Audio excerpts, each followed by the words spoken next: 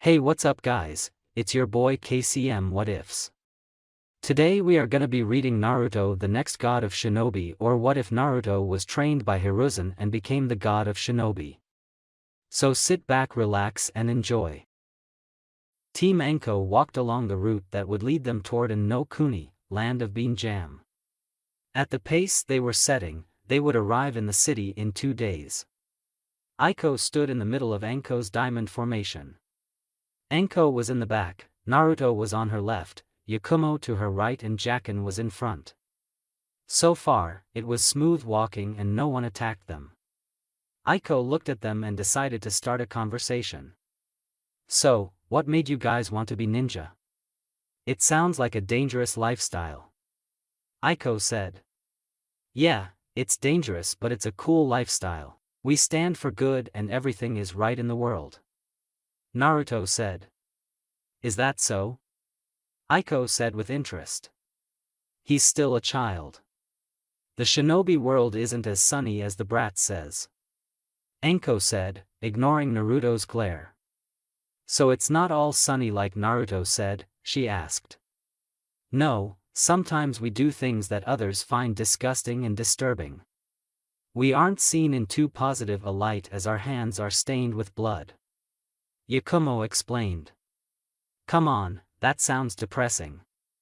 If you think like that, then the whole world is dark. Naruto interjected. She's just being truthful, Naruto. You know the truth as well. Enko said. True, but that doesn't mean we have to depress the client with our gloomy lifestyle. Naruto said. The brat has a point. Enko admitted. Aiko giggled as she observed them. You all seem very close to one another. Aiko said. They see me like a cool ant. Enko said. More like a psychotic ant. Naruto muttered. The psychotic ant who escaped solitary confinement. Yakumo added. What was that, you stupid brats? Enko growled. Nothing, sensei, they both said. Aiko laughed but then looked at the back of Jacken. She was curious as to why he wasn't saying anything. Do you have anything to add to Jacken? She asked. We kill, we die, that's all I have to say. Jacken said darkly. Everyone looked at the teen with confusion. Jacken was a jerk but he wasn't that much of a jerk. Yakumo decided to change the subject. So Aiko-san, why is it that you chose this path in life? She asked. Jacken scoffed at the question. It wasn't by choice. My father had debts and sold me to cover them. I could have left life after the debt was paid but I got used to it. It isn't a respected life but it is one that I have come to accept. Aiko said. Of course you got used to it. Doing any real work would be too hard for a whore. Jacken muttered. Enko was quickly in front of him and gave him a hard slap to his cheek. That's enough, Jacken. If you have nothing good to say, then shut your mouth. Enko said with authority. Jacken rubbed his cheek and looked at Enko. She saw that he did not look sorry for anything that he said. Enko sighed and gave him a hard look. Why don't you make yourself useful and scout ahead? Yes, ma'am. Jacken said and he was gone. She turned back to Aiko and her team. I'm sorry about him. He's never so rude toward clients. Enko said. No, it's alright. What he said isn't as bad as what most say. Aiko said with a smile. Naruto and Yakumo looked at each other and decided to get to the bottom of Jacken's behavior. A few more hours later, Team Enko was beginning to set camp. Their tents were already up and Naruto had sent some clones to get some firewood. Aiko was setting up her spot with Yakumo helping her. She gave a look to Enko who then in turn gave a look to Naruto. Nodding, Naruto walked up to Jacken. Yo Jacken, come and spar with me and bring you Kusarigama with you. Naruto said. I ain't in the mood to pipsqueak. Jacken said. Oh come on, all of a sudden you're scared of the mighty Naruto? Trust me, you won't even lay a blade on me. Naruto boasted. Jacken narrowed his eyes, but he looked at Anko. She waved them off as an okay. Okay then, just don't bitch when I take your arm off. Jacken said. The two walked away to find a place to train. They found a clearing and began to spar. After half an hour of sparring, Naruto decided to talk. So, what's your deal, man? Naruto asked. He moved in close and began to thrust his staff in his face. What are you talking about, Pipsqueak? Jacken said as he dodged his repeated thrusts. He wrapped his chain around the end and pulled it down. Naruto brought the other end down on his head, but Jacken blocked it with the sickle. What's with the attitude toward Aiko-chan? You're usually rude, but the way you've been acting is out of line. Naruto said. Jacken growled and pushed him away. Naruto hopped back before Jacken's kick could connect. He twirled the chain around his staff and pulled on it. Jacken stopped him from pulling him in. That's none of your business. Jacken snarled. Well, I'm making it my business. Look man, we're teammates. We train together, we escape Anko together, and we've killed together. I would like to think that we've become cool enough to tell each other things when we're bothered with something. Naruto spoke. Jacken's snarl died down to a frown. He sighed and calmed down. Feeling the chain slacken, Naruto relaxed as well. You know about my father, right?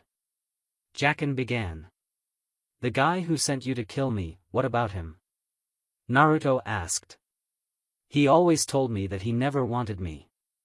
He said that I was left on his doorstep because that whore didn't want me either. He explained. Wait a minute, you're saying that you father screwed a prostitute and got her pregnant, yeah. He never let up on telling me that. He would always call her a whore and curse her for leaving me on his doorstep. I know what it feels like, Naruto, to hear such things over and over again. Jacken told him. Naruto did know what he was talking about. While it had reduced, he would be called a demon from time to time. I don't hate women, but I just have a strong dislike for prostitutes. I don't respect them and I won't talk highly of them. He then sighed and looked at his teammate. Look, if it will make everyone feel better, I'll apologize and I'll keep my opinions to myself. I guess that's the best I can ask for. So, Naruto got back into his stance. Let's finish this spar.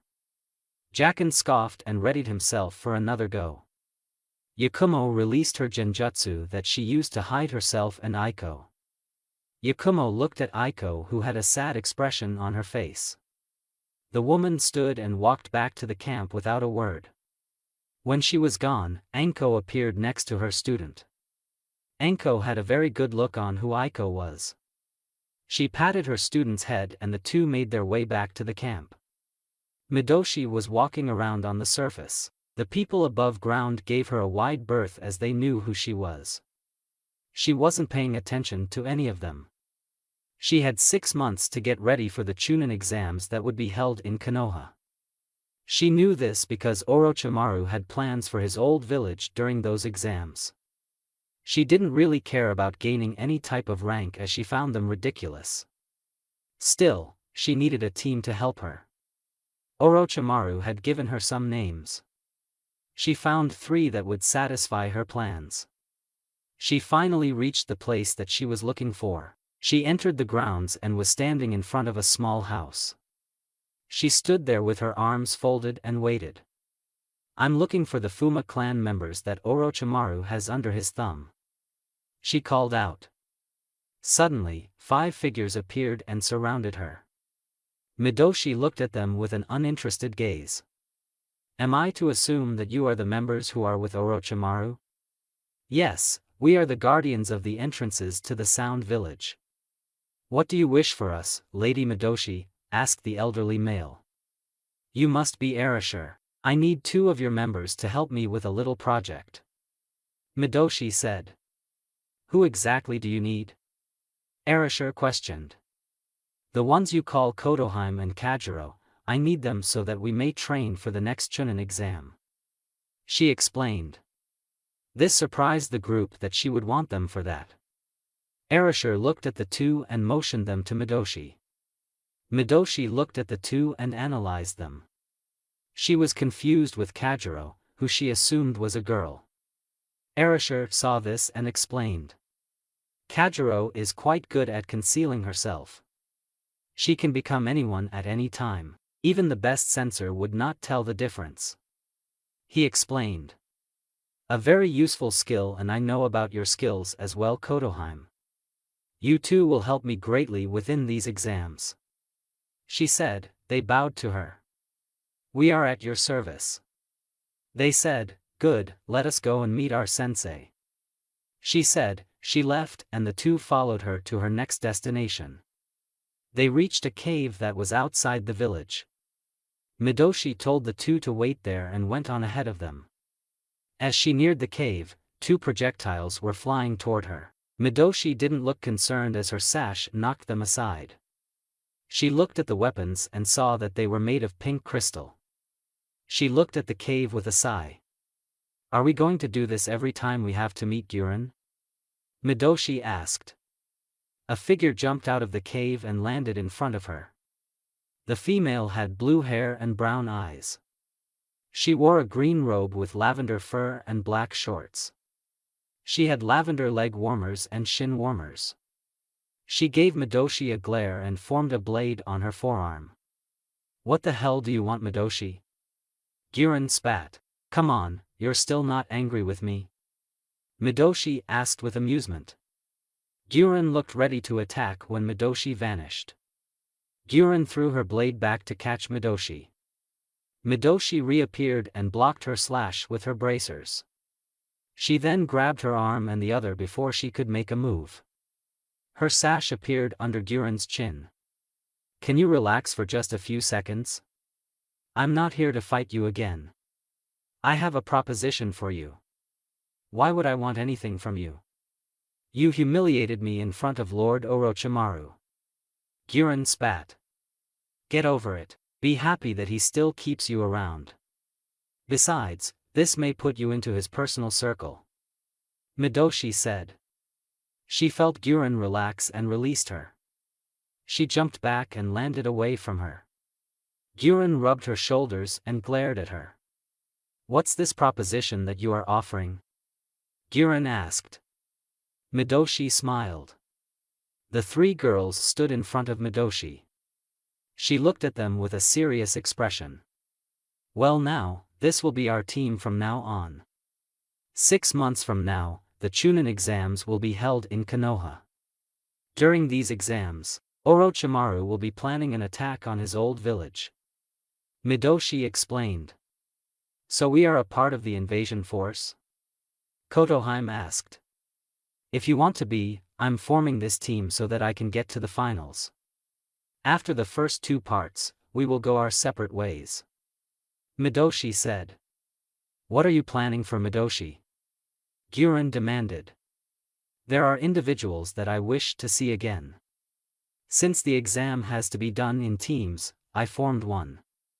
Midoshi answered. So we're nothing more than a means to an end?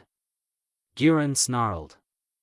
Not really, who knows, we might grow to become friends. Midoshi said happily, making everyone look at her with concern. Midoshi looked at Guren. You will be the sensei of this team. I, myself, will be preparing for the exam with my family. It is your job to get these 2 ready in 6 months. Guren just nodded stiffly. Midoshi left, leaving a serpent behind to keep an eye on them.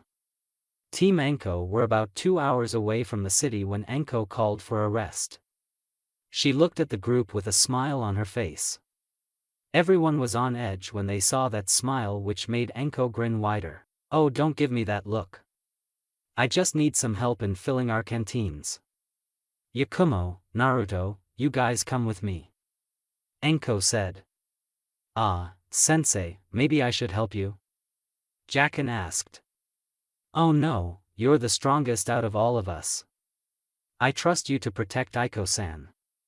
Come on brats, let's go. Anko ordered and left before any other arguments could be made. Now alone, Jacken and Aiko sat in complete silence. It was an uncomfortable silence which made both of them tap their feet. Aiko sighed and turned toward Jacken. "You don't like me, do you?" Aiko said. Jacken did not answer her and continued to ignore her. "I know you don't like me. I'll confess, I overheard you talking with your teammate. I can't speak for myself, but I feel that you do have the right to dislike those in my profession. I know that I was angry at my father for what he did to me. I cursed his name for most of my life. Then I learned that he was dying. At first, I didn't want to go, but I changed my mind. I wanted him to look upon me and see what he had done to his only child." "So what happened?" Jacken asked. "I was all prepared to rub it in his face and spit on his grave when I saw him. He looked so weak and frail. When he saw me, he wouldn't even look at me. At first I thought he was ashamed of me, but that's when I saw him crying. He forced himself to a kneeling position and placed his forehead to my feet. He begged me to forgive him. He told me that he was sorry for what he had done. He was sorry for his weakness. He was sorry for condemning me to such a life. It was such an eye-opener to me." She said. "Did you forgive him?" he asked. "I didn't want to, but to watch him grovel at my feet, crying and begging for me to forgive him, how could I not? From the day he gave me away, his heart had weakened. It showed me that he always thought of me, always regretted the decision he made. I couldn't hate him for that." Jacken couldn't help but look at her in a new light. He didn't think that he would be so forgiving. Could he really forgive his parents for the hellish life that he lived? It gave him something to think about. It was around that time that his team returned. After a short rest, they were on the move again. Aiko stood with the men that hired her. She looked back at Team Anko with a smile. "I enjoyed this little trip. Thank you for all your hard work." She said. "No problem, you're pretty cool for a call girl." Naruto blurted out. Yakumo and, surprisingly, Jacken slapped him upside the head. Jacken looked at Aiko and vice versa. She smiled at him, which made Jacken blush a little. He turned his head to hide it for her. Aiko walked with the men into the city. She was a few feet inside when she heard someone call to her. It was Anko. The woman stood in front of her. "Yes?" Aiko asked. "Are you ever going to tell him?" Anko asked. "Was it that obvious?" she asked in humor. "Pretty much, maybe you should let him know. I think that you've gotten your foot in the door." "No, at least not yet. 15 years ago, I gave him up because I was vindictive and selfish. When I saw him when your team was after Jiraiya-sama, guilt clenched my heart. Right now, he doesn't know what to think about me. Hopefully, I can arrange a couple of meetings where we can talk again." Aiko said. "Or you can write to each other." "I can arrange that." Anko said. "Thank you, Anko, please watch over him." "No worries, I'll turn him into one badass ninja. You'll be reading about him pretty soon." Anko said. The two shook hands and went their separate ways. Anko could only smile as she made her way back to her team. She wondered if she could make some money reuniting sons with their mothers. Hiruzen had seen a lot of funny things in his time. The time he and Jiraiya spied on the women at the hot spring and he left his student to deal with the consequences of getting caught, that was funny. Now, that moment was topped by what was in front of him today. Anko was tiredly giving her report. She would yawn after every 5 words and didn't seem to care that she was in front of her leader. Her team wasn't any different. Yakumo was trying to be respectful, but she too would yawn and she would occasionally drift asleep. Jacken and Naruto didn't even care where they were and were sleeping while standing. Jacken was snoring while his head was bent back. Naruto was leaning his head against Anko's thigh, which didn't seem to bother her in the slightest. It was an amusing sight to him. As he halfway listened to Anko, he looked over her team's records. Well, I can understand their fatigue. 2 C ranks that were upgraded to B rank and a B rank mission as well. They have a ton of D-rank missions. Perhaps they deserve a vacation. Hiruzen said. And that, Anko yawned before continuing. Is my report on our mission, she said. Very well then. I will put this in your records, the Hokage said. He then looked at the team in front of him. I have decided that this team deserves a vacation. Every member of the team was up instantly. Did I go on vacation? Jacken asked. Yes, I've seen here that you've been working around the clock. Your performance with your missions are above satisfactory. You all deserve at least a month off. How does that sound? Hiruzen asked. When he got no answer, he looked up and saw that they were gone. He gave out a frustrated sigh at this team's antics. They were beginning to act a lot like their sensei. Anko had dragged her team to a local bar. They sat in a booth and were waiting for their food. Anko ordered a bottle of sake and 4 saucers. She poured the liquid into all 4 saucers and put one in front of her team. The team looked at the liquid and then back at Anko. I don't think that this is a good idea. Yakumo said. Oh, stop being a stick in the mud. This is to celebrate our 8 months together as a team. We have gone through some good and some bad, but we have become an even tighter group. So, you guys are going to have a drink with me. I promise, we will only have 1 drink. Anko said. The team nodded and downed their drinks. The young genin started to cough as the liquid kind of burned their throats. That's when their food arrived. As they ate, Anko caught her team's attention. Okay guys, I know that we have a whole month off, but I don't want you guys to slack off. Each of us, including me, must continue to increase our skills. You can still relax, but I want at least 2 new techniques for each of you. Anko said. Does that include you as well? Naruto asked. Sure, why not? I lead by example, that's what makes me so cool. Anko said. Her team didn't comment on that.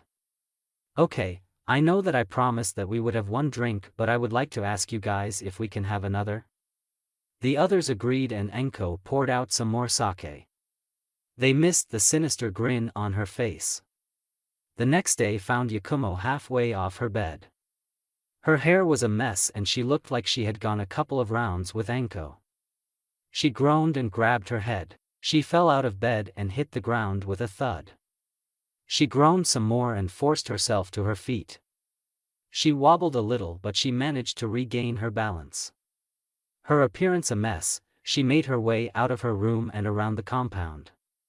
She wondered why some of her clansmen were snickering but shrugged it off. She entered the kitchen where her uncle and parents were. Seeing her state, Unkai couldn't help but chuckle. Yuroko glared at him. This is not funny. Yuroko exclaimed. Her sensei should be more responsible than this. I can't believe that my daughter did what she did last night. Mother please, my head hurts. Yakumo groaned. It happens to my child when you drink too much. It's called a hangover. Murakumo said. Hangover? What are you talking about? Yakumo sighed. Unkai smiled and handed her a glass filled with a liquid. Yakumo took it and drank it. She got a disgusted look on her face as the drink tasted bad. Ugh, what is this? It's a hangover cure. Give it some time and you'll remember what you did last night. Unkai said with mirth. Young lady, you will never drink again. Yuroko commanded. Is this the type of behavior that you wish to pass on to your sibling? Sibling, what sibling? Yakumo said, now fully aware. Yuroko covered her mouth as Murakumo and Unkai just chuckled. Murakumo walked up to his daughter. How would you feel about being an elder sister? He asked. Yakumo suddenly got a huge smile and hugged her father. Despite the memory loss of last night, Yakumo couldn't help but be happy. Naruto took a sip of the coffee that Hiruzen gave him. Asuma and Tashiko were in the kitchen along with the 2. Hiruzen just shook his head with a smile, as did Asuma and Tashiko. Now, I thought that you were intelligent to know not to trust Anko? Tashiko asked. I know, I screwed up. I should have been more cautious after that third cup of sake. Naruto admitted. Still, it was a funny night. I don't think I've seen Kakashi so pissed. How did you get his mask? Asuma asked. I can't really remember, but I'm glad that I did. I did put him on the list. Ow, my head. Naruto groaned. I hope that you learned something from this, Naruto-kun. The devil's drink is no fun. Tashiko said. True, but the events are pretty funny. You think the ANBU will forgive us for that joke we pulled? Naruto asked. I'm sure that they will forgive you eventually. Hiruzen said. He then got serious. So, you wish to get better control of the Kyuubi's chakra. I must ask you about Naruto, but are you sure? I know that your battle with Midoshi has made you train harder, but do you believe that this is the right course? I believe that Yondaime put the fox in me for a reason. I figure that I should get a handle on its power in case that reason comes forward. Yeah, Midoshi has some reason for me wanting to control more, but I just want to be prepared, you know. Naruto said. Hiruzen wasn't so sure about this, but he did understand. He knew that Minato never did anything without a reason. I'm not disagreeing with your request, Naruto, but I do want Jiraiya to help you with this. He understands your seal better than I. Hiruzen said. Naruto groaned at that. He didn't really respect Ero Sennin despite him allowing him to sign the Toad contract. Naruto reluctantly agreed. Hiruzen suddenly got an idea. How about we train together again, Naruto? I'm curious to see how far your skills have progressed. Alright. Naruto cheered loudly but quickly calmed himself and grabbed his head in pain. Asuma and Hiruzen just laughed. Enko was lying on her couch. She took a sip of coffee and was reading a copy of Ika Ika. She was wearing a blue shirt and red panties. She was brought out of her reading by a knock on her door. She stood and slowly made her way to the door. She grabbed a bat from her closet and looked out her peek hole. I swear to Kami, if you ANBU guys think I'm going down without a fight, Enko began. It's me, you crazy bitch, a female voice said. Enko relaxed a bit and opened the door. She looked to see her good friend Hana. Please, who are you calling a bitch? I thought that term was only reserved for you Inuzuka women. Enko jokes. Hana just chuckled at her. So are you sober enough to come out? Hana asked. I'm sober, but I don't think it would be wise for me to step outside. I heard that there is a bounty out on me. I'm kind of applauded that they're only after me and not my team. Enko said sourly. You got them drunk and caused mayhem around the village. Even if Uzumaki is the village outcast, they're not going to blame him for what his sensei did. Hana said with amusement.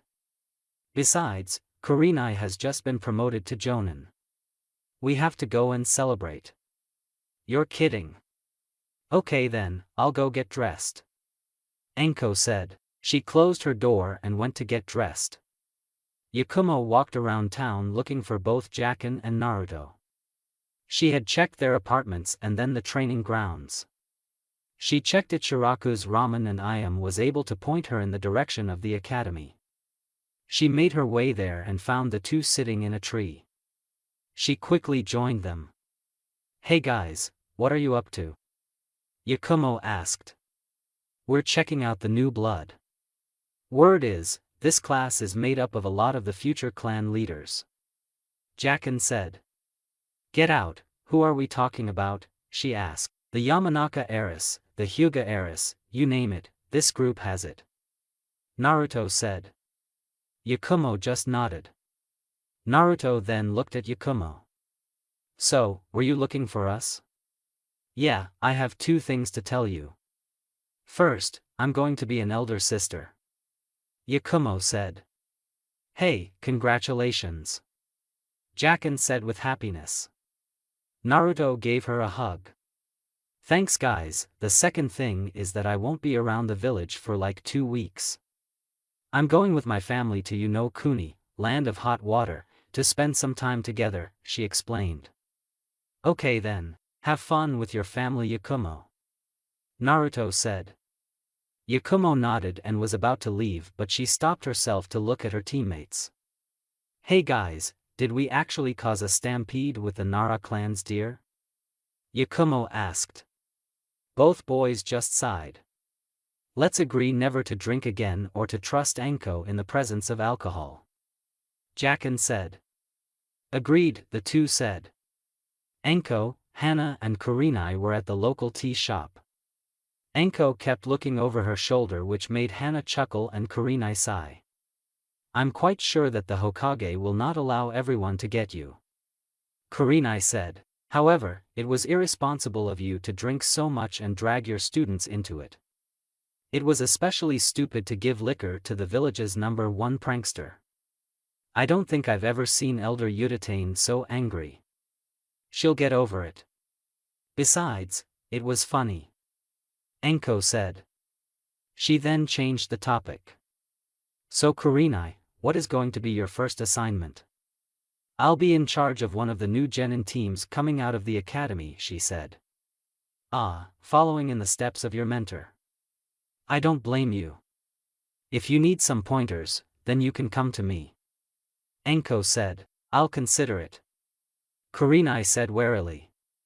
So, what are you going to do with your month off? Hana asked.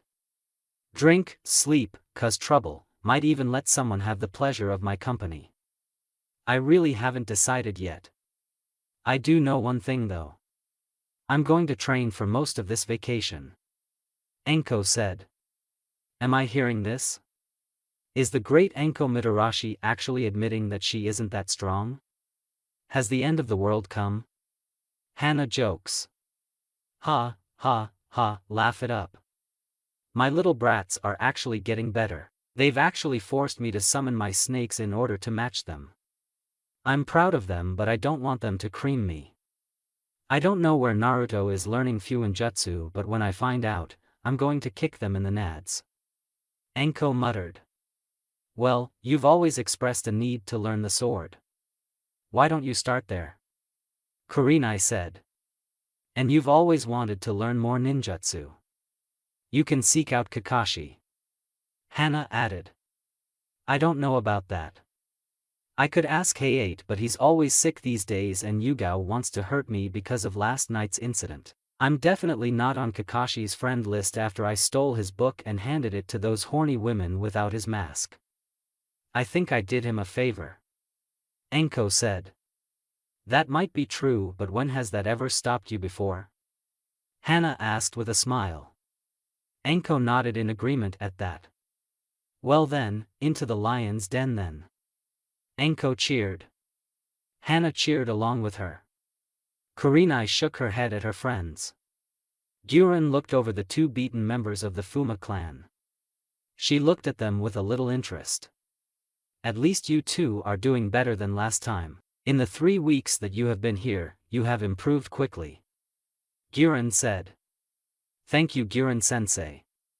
Kajiro said. You could ease up a little you know. Kotoheim growled. Quit your complaining, I'm only training you two for Midoshi and her plans. I can't believe that I'm helping that witch. Guren complained. I'm more concerned about these individuals that she wants to reunite with. I've heard stories about things that gain her interest. Kotoheim said. Whatever, I don't really care too much. I'm just here to make sure that you don't get killed. Now come on, it's time to get back to training. I've got a week and 5 months left to torture you too. Guren said. Midoshi sat calmly on top of Manda's head. The Snake Lord did nothing to her but Midoshi felt his unrest and annoyance. You are very tense, Manda Shishi, father. Is there something wrong? Midoshi asked. I am concerned about your interest in this boy. It is strictly a strength thing, right? Manda asked. You need to relax, Shishi, I am not interested in any boy. He challenged my strength and I must answer it. Besides, he summons those dreadful toads. I would never like a boy like that, she said. Good, I won't have to eat him, he commented, making her laugh. In Konoha, Naruto looked scared for some reason. Manda then turned his attention back to Midoshi. So how is the Hibi Genzu, snake development? It is quite a jutsu. My team is training again. I picked the right people for my plans. She cut off the technique when she sensed another serpent coming. She smiled when she saw her. Ah, Mistress Kasumi, have you gotten my weapon? Yes, and I must say that it is my best work. Kasumi said. From out of her mouth, a sword appeared. It was a beautiful sword that looked like a Chinese Jane. Midoshi admired her blade and was very pleased. It is a beautiful sword and I know that it's strong, she said. Yes, it will take you a while to master. I have a scroll here for you with the properties of your blade. It was a pleasure to craft this. Kasumi said. Thank you, Mistress Kasumi. Midoshi said. Kasumi slithered off and Midoshi opened the scroll. She couldn't wait to get training. The next 5 months were going to be fun. The owner of the restaurant couldn't believe how stupid his waiter was. How the hell could he have not seen the situation that was in front of him? All over the table, there were 10 large bottles of sake. The women and 3 teenagers were clearly under the influence of the drink as they kept giggling at nothing. He sighed and knew that he had to get some new help. What he couldn't believe was that the woman allowed these kids to drink so much. Anko, a drunken team Anko, was giggling and laughing at jokes that didn't make any sense. Anko was only going to drink as much as she could so that she could watch as her team acted like idiots, but the call of the sake was too strong. Now, she was just as wasted as they are. Suddenly, she got an idea in her head. Hey guys, we should do something tonight. We should do something fun tonight. Anko said. That's when Naruto slammed his hand on the table. I know what we can do, he exclaimed. We should prank the village. Naruto said it in a way that would be interesting. That is awesome. That is just freaking awesome. Jacken cheered. Alright then, let's get going. Anko exclaimed and rallied her troops. They paid for the meal and drink, then were out the door. The owner, waiters and customers all looked at the door that the team just left through. Should we alert the Hokage? Asked one of the customers. Are you insane? I'm not leaving this place. Didn't you just hear what they are about to do? Said her companion. I'll keep the place open until it is over. The owner said. He turned to one of his waiters. Lock the doors and pull down the shades. He felt bad for those on the outside, but he wasn't about to get caught in that storm that was about to happen. Kakashi was walking along reading his book, unaware of the evil that was about to be unleashed. He made his way to his apartment, but he suddenly felt something was wrong. He looked up from his book but didn't notice anything out of the ordinary. Hey Kakashi, a sexy voice called out to him. He turned to see Anko, who had returned to wearing her old clothes. He noticed that her trench coat was down to her waist. She had this coy smile on her which put him on edge. What are you doing tonight? Well, I was going to catch up on my reading. What about you? Kakashi asked. I'm bored and drunk and I need some action. What do you say? I'll even let you keep the mask on. Anko said coyly. Kakashi had to think really hard about this. He knew Anko's reputation and thought that it had changed when she got a team. Still, this was Anko, and a drunken Anko to boot. He watched as Anko uncrossed and recrossed her legs, giving him a good view of what she wasn't wearing. That made his decision all the more clear. He was about to answer her when he suddenly felt sleepy. He was confused as he dropped to a knee. He looked up to see 2 Ankos and her 2 male members before passing out. The Anko in her original clothing disappeared to reveal Yakumo. Anko looked at her female student. Nice going Yakumo, now let's get that mask off. They did and were surprised at how good he looked. Enko had this wide smile on her face. Well now, I wouldn't mind having a little fun with Kakashi. Enko said. Let's take a picture. Jacken said. Naruto did just that and pocketed the camera. Enko saw the book on the ground and picked it up. She knew what Ika was and knew every pervert had one. She was curious as to what was in it. She decided to keep it for a while and see what all the fuss was about. Jacken looked at the downed Kakashi. It seems lame just to keep him like this. Jacken said. Oh, we're now done yet. Get his legs, I have a place to take him. Naruto said. Kakashi groaned and sat up. He wondered what hit him and placed his hand to his forehead. He looked down to see that he was shirtless and was very confused about why that was.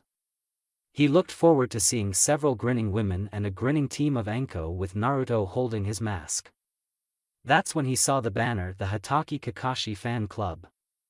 Have fun Kakashi. Enko said and left with her team. Kakashi saw that the women locked the door and windows. He just sighed in annoyance as the women pounced on him. Shikamaru was looking at clouds near his house. He was a bit annoyed at the moment as his mother lectured him about being serious now that he was a genin. He just sighed, muttered Mendokusei, how troublesome, and left the house. After a while of cloud watching, he decided to go to check on the deer. As he began to stand, he heard the sound of several deer running. He waited and the deer came running out and headed into the village. He noticed that there were 4 people riding the deer.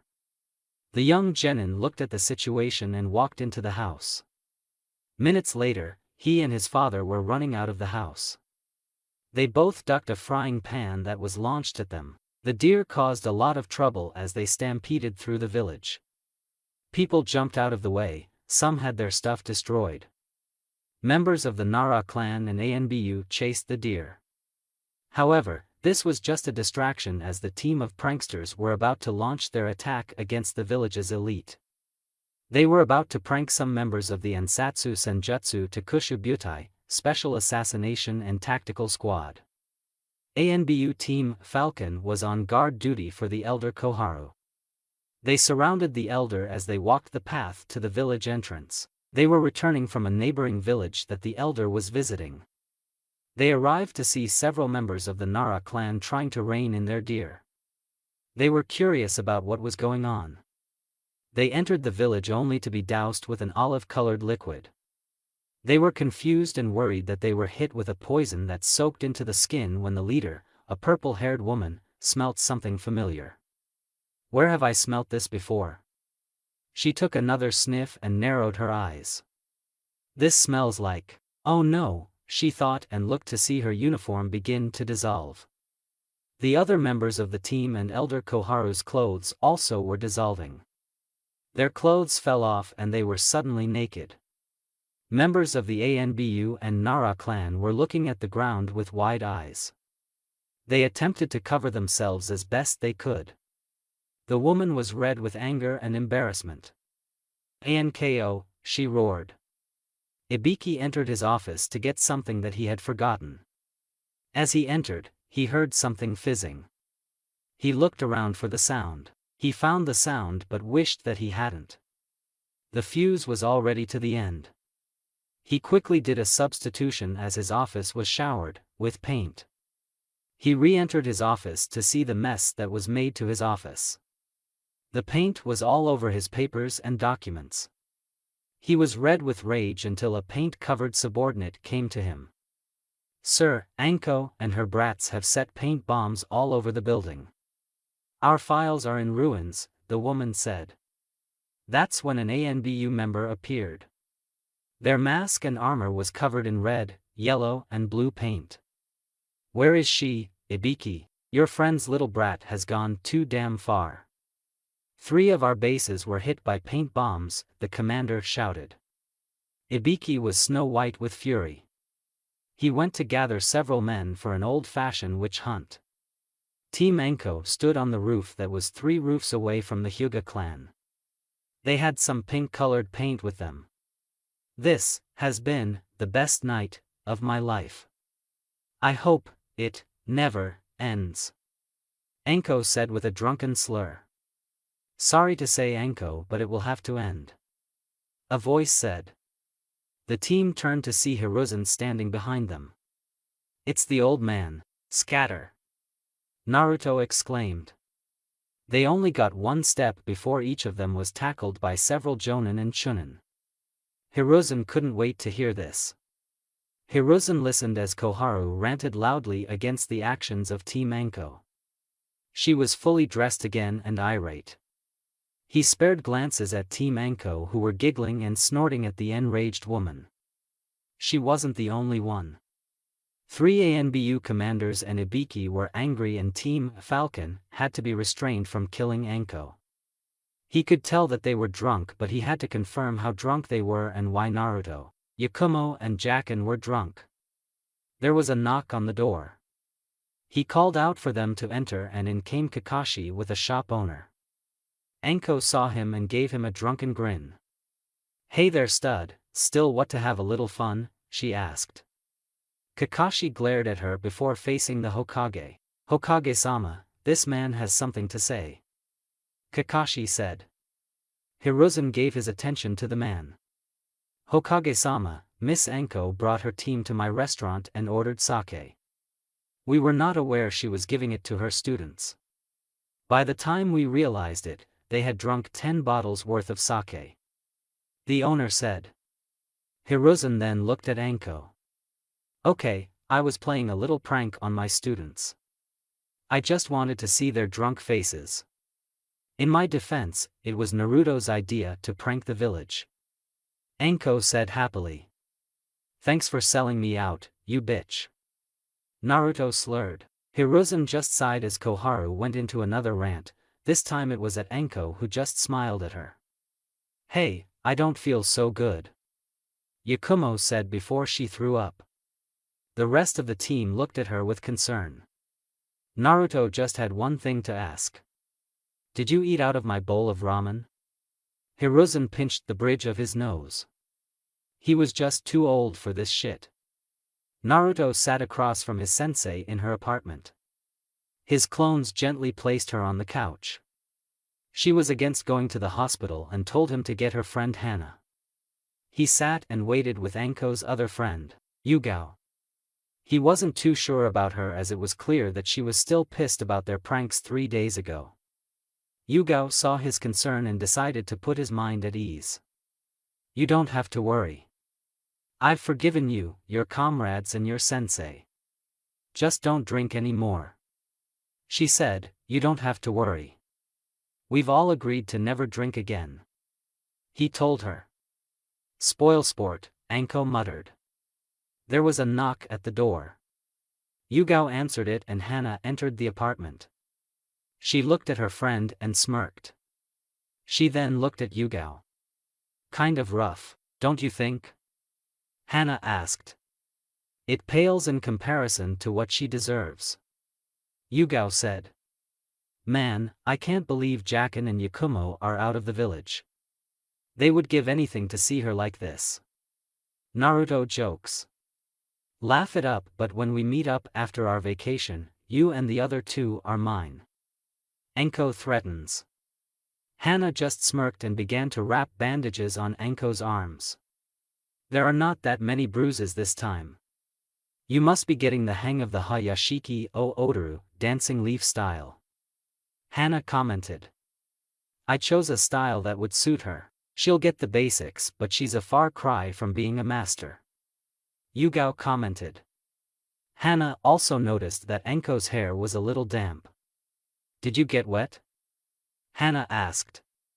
That bastard Kakashi, I bet he's telling everyone and having a good laugh at my expense. To think, I gave him back his book without finishing it.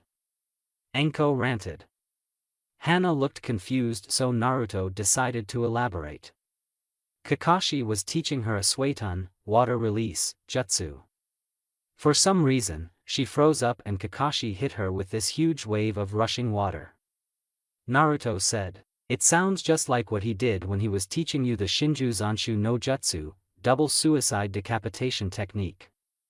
You know, this might be his way of telling you that he's interested in you." Hana commented. "You think so?"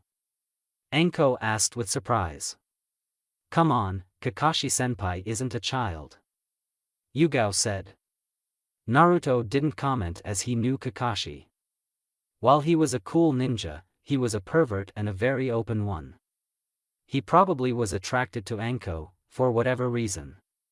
He would never understand how adults thought. Yakumo made her way to the location where one of her clansmen told her to go. Her uncle, Unkai, wished to speak to her. She was a bit worried as her uncle was always concerned of the Edo locked away in her. Even when they were training, he always took extra precautions. She was curious as to what he wanted. It must be important to do this while they are on vacation. She found him meditating near a creek. She approached and sat next to him. "You wish to see me, uncle?" Yakumo asked. "Yes," Unkai said and turned to face her. "Let me say this first. I apologize for my behavior. I know that I have made you uncomfortable with my training. It is all right, uncle. I know that you are worried about the Edo as it nearly killed mother and father. You care for the clan's well-being." Yakumo replied. "I am glad to hear that. Now for the reason I ask for you to meet with me. I want to tell you that your training will take a more intense turn when we return to Konoha," he said. "May I ask why?" she asked. "You are 16 now. It is time for you to learn the ways of the clans. You must improve mentally, physically and politically when you take over the clan. It is your duty as the heiress," Unkai explained. Yakumo nodded as she knew this to be true. Her father, who was the current head of the clan, was not going to be so for long.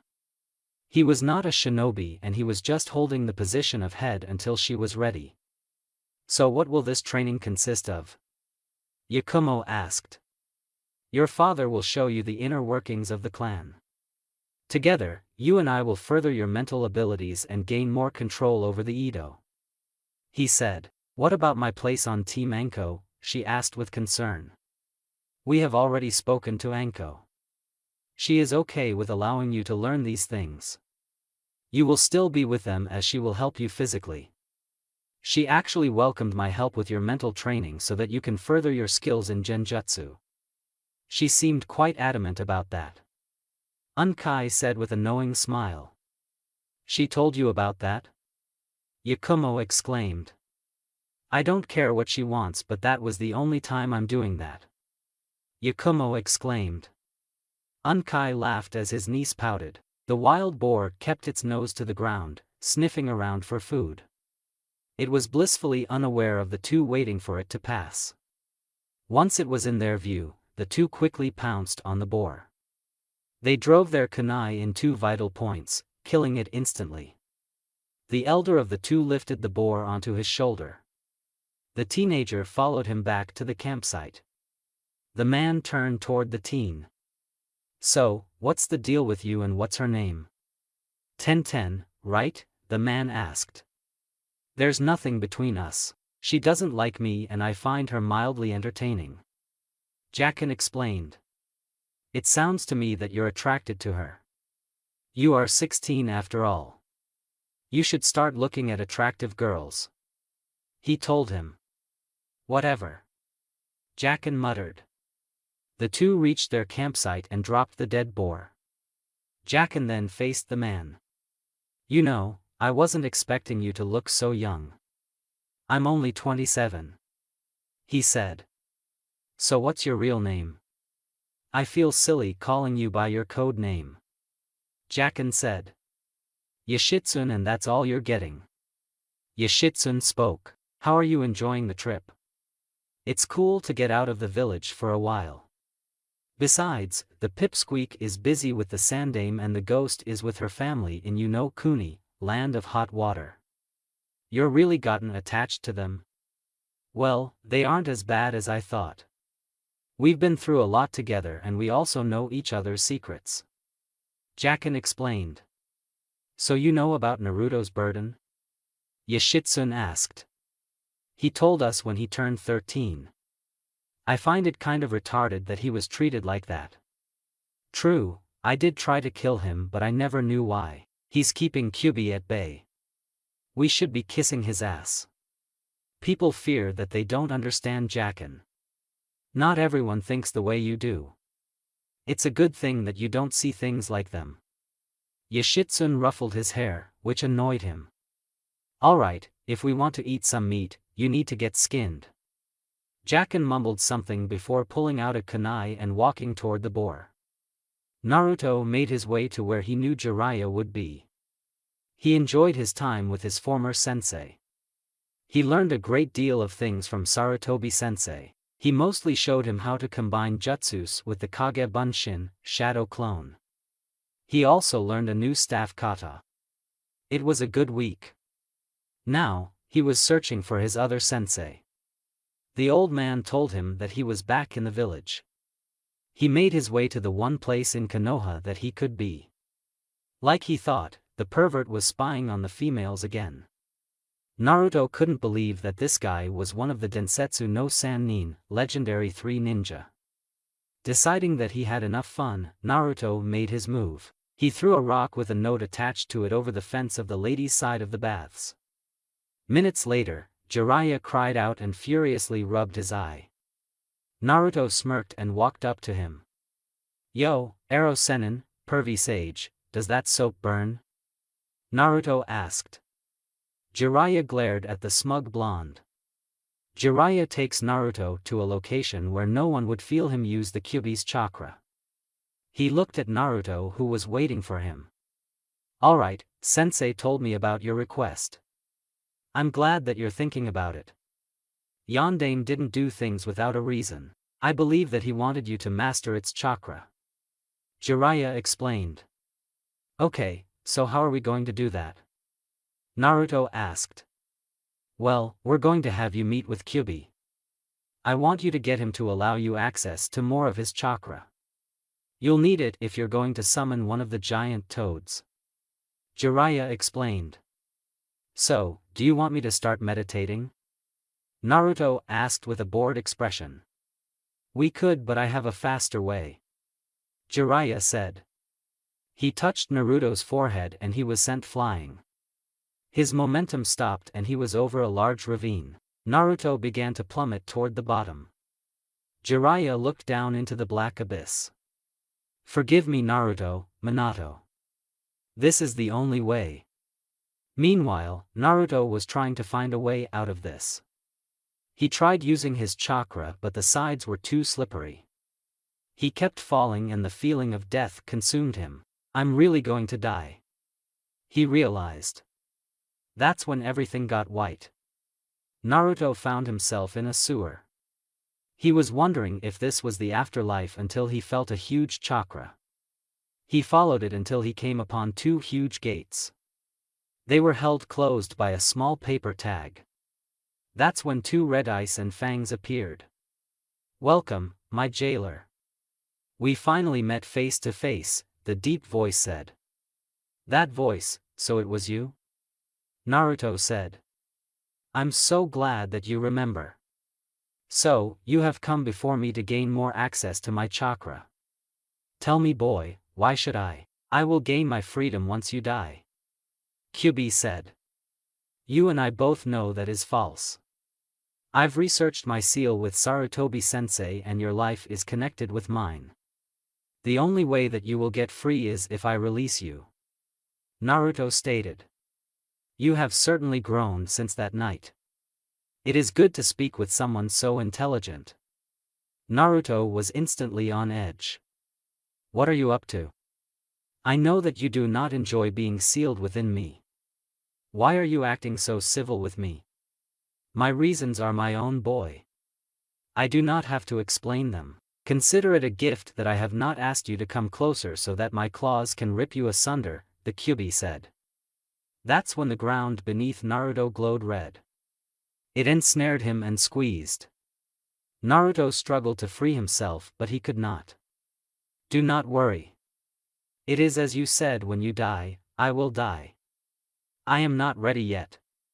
This is my gift to you so that you may complete your task. Remember this feeling when you summon it. We will meet again. Naruto's eyes shot open. Feeling the rush of chakra, Naruto quickly did the seals for the Kuchi-Ose no Jutsu, summoning technique.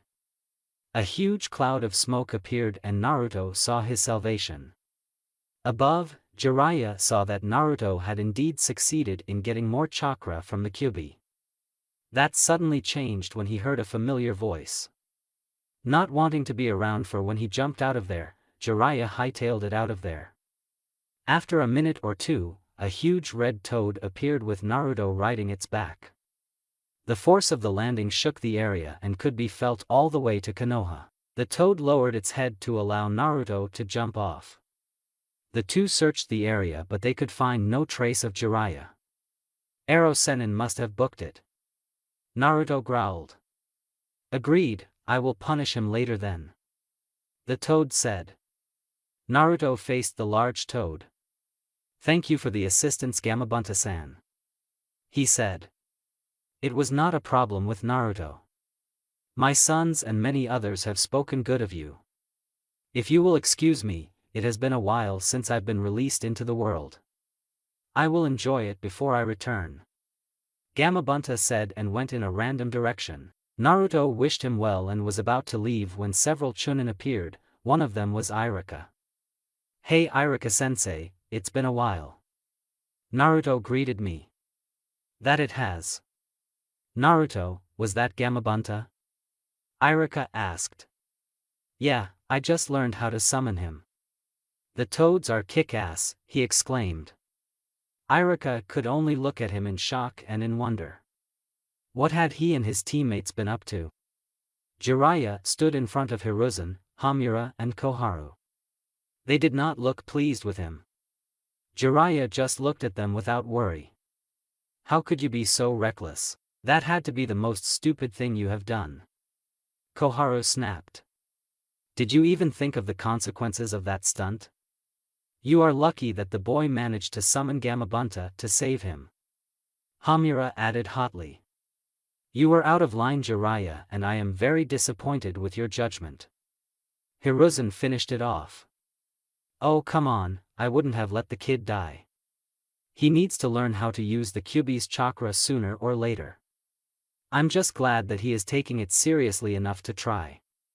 Jiraiya said. There had to be a better way, Jiraiya. Throwing him down a ravine was not the right way. Hiruzen shouted. Now, Naruto will have to be extra cautious when he faces the Kyuubi within his mind. It'll teach the kid about who to trust and who not to trust. Jiraiya said jokingly. I see that you will not take this seriously. Hamura said with a tone. I am taking it seriously. He has more access to Kyuubi. It is a win-win. Now if you will excuse me, I have some research to do.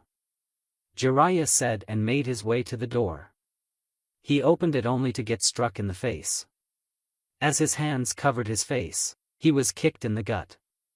He fell to the ground in pain. He caught a glimpse of a very angry Anko before she began to wail on him. Throw my punch, subordinate, punch, to his death, punch. I'll stomp, show you, stomp, what I do, stomp, to people, stomp, who attack, punch, my kids, elbow drop. Anko ranted. The beating continued for a good while in the presence of the Hokage and elders. They did nothing and held off the Anbu. They couldn't have thought of a better punishment. Naruto and Jacken walked onto the training grounds of Team Guy. Jacken was not happy about this as Naruto warned him about starting any arguments. He really wasn't concerned about Tenten, but he was more concerned about the reason they were here. It didn't make sense giving their crazy sensei a weapon to torture them with. He didn't care how good she was. They walked up to see Lee shadow boxing, Tenten hitting some targets and Neji working on his Byakugan. He was the one who alerted the team to their presence. Jacken, Naruto, what brings your youthful selves here today? Lee asked with excitement. Are you always this excited? Jacken asked. Before an answer could be given, Naruto cut in. We're actually here to see Tenten. We were wondering if you could show us your sword collection. Naruto said. Tenten didn't mind and pulled out a scroll. She unrolled it and smeared her blood over the symbols. Dozens of swords popped out and stood up on the ground. May I ask why you wanted to see them? Tenten asked. Our blonde pipsqueak wants to give our psychotic sensei a sword since she has taken up the blade. Jacken said. Look, I know that it's a crazy idea. A very crazy idea, Jacken muttered. Still, she's getting real good. Maybe she would be appreciative of the gesture and lay off on us. Naruto said. Jacken gave him a look. Just shut up and look at her collection. The two observed the swords in front of them. They didn't see anything that screamed Anko. Suddenly, Jacken looked at a blade. He picked it up and watched as the blade wobbled a little. What about this sword? Jacken asked. Naruto looked to see the blade and was nodding at it. It said Anko alright. Naruto said. He then looked at Tenten. What's this sword called? I think it's called a jiang. The blade is very thin but sharp. It also bends so you can catch opponents around corners. It isn't too big around here. It's made mostly toward the east, somewhere beyond Mizu no Kuni, land of water. I know someone within the village who can make one like it. That'll be great. Thanks a lot, Tenten. Naruto said. At least she's good at something. Jacken muttered. It wasn't low enough because Tenten looked in his direction. You got something to say? She asked with a hard tone. Here we go. Naruto grumbled before getting out of the way. What? I was just saying that your knowledge of weapons is an asset to the village. Jacken said with a smirk. Don't play dumb, you son of a bitch. Kami, you're such a baby, just because I'm better than you. Tenten exclaimed. Ha, you ain't shit. I was out of the academy for over a year and I caught up to you in a matter of months. The only thing you can do with weapons is throw them in bulk and pray that it hits something. Jacken countered. You know what? I have half a mind to shove a kunai right up your ass. Tenten scowled. I'd like to see you try, you stuck-up bitch. Jacken snarled. The two continued to argue while Neji, Lee, and Naruto watched with interest. No one was stupid enough to get in between the two when they were like that. Lee could easily testify to that.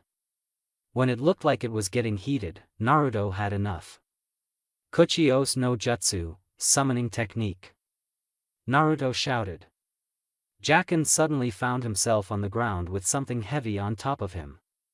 Tenten was in the same situation, being held in the air by the toad's tongue. What are you doing, pipsqueak? Jacken gasped out. Let me go to Naruto. Tenten shouted. Look, I think you two need to chill out.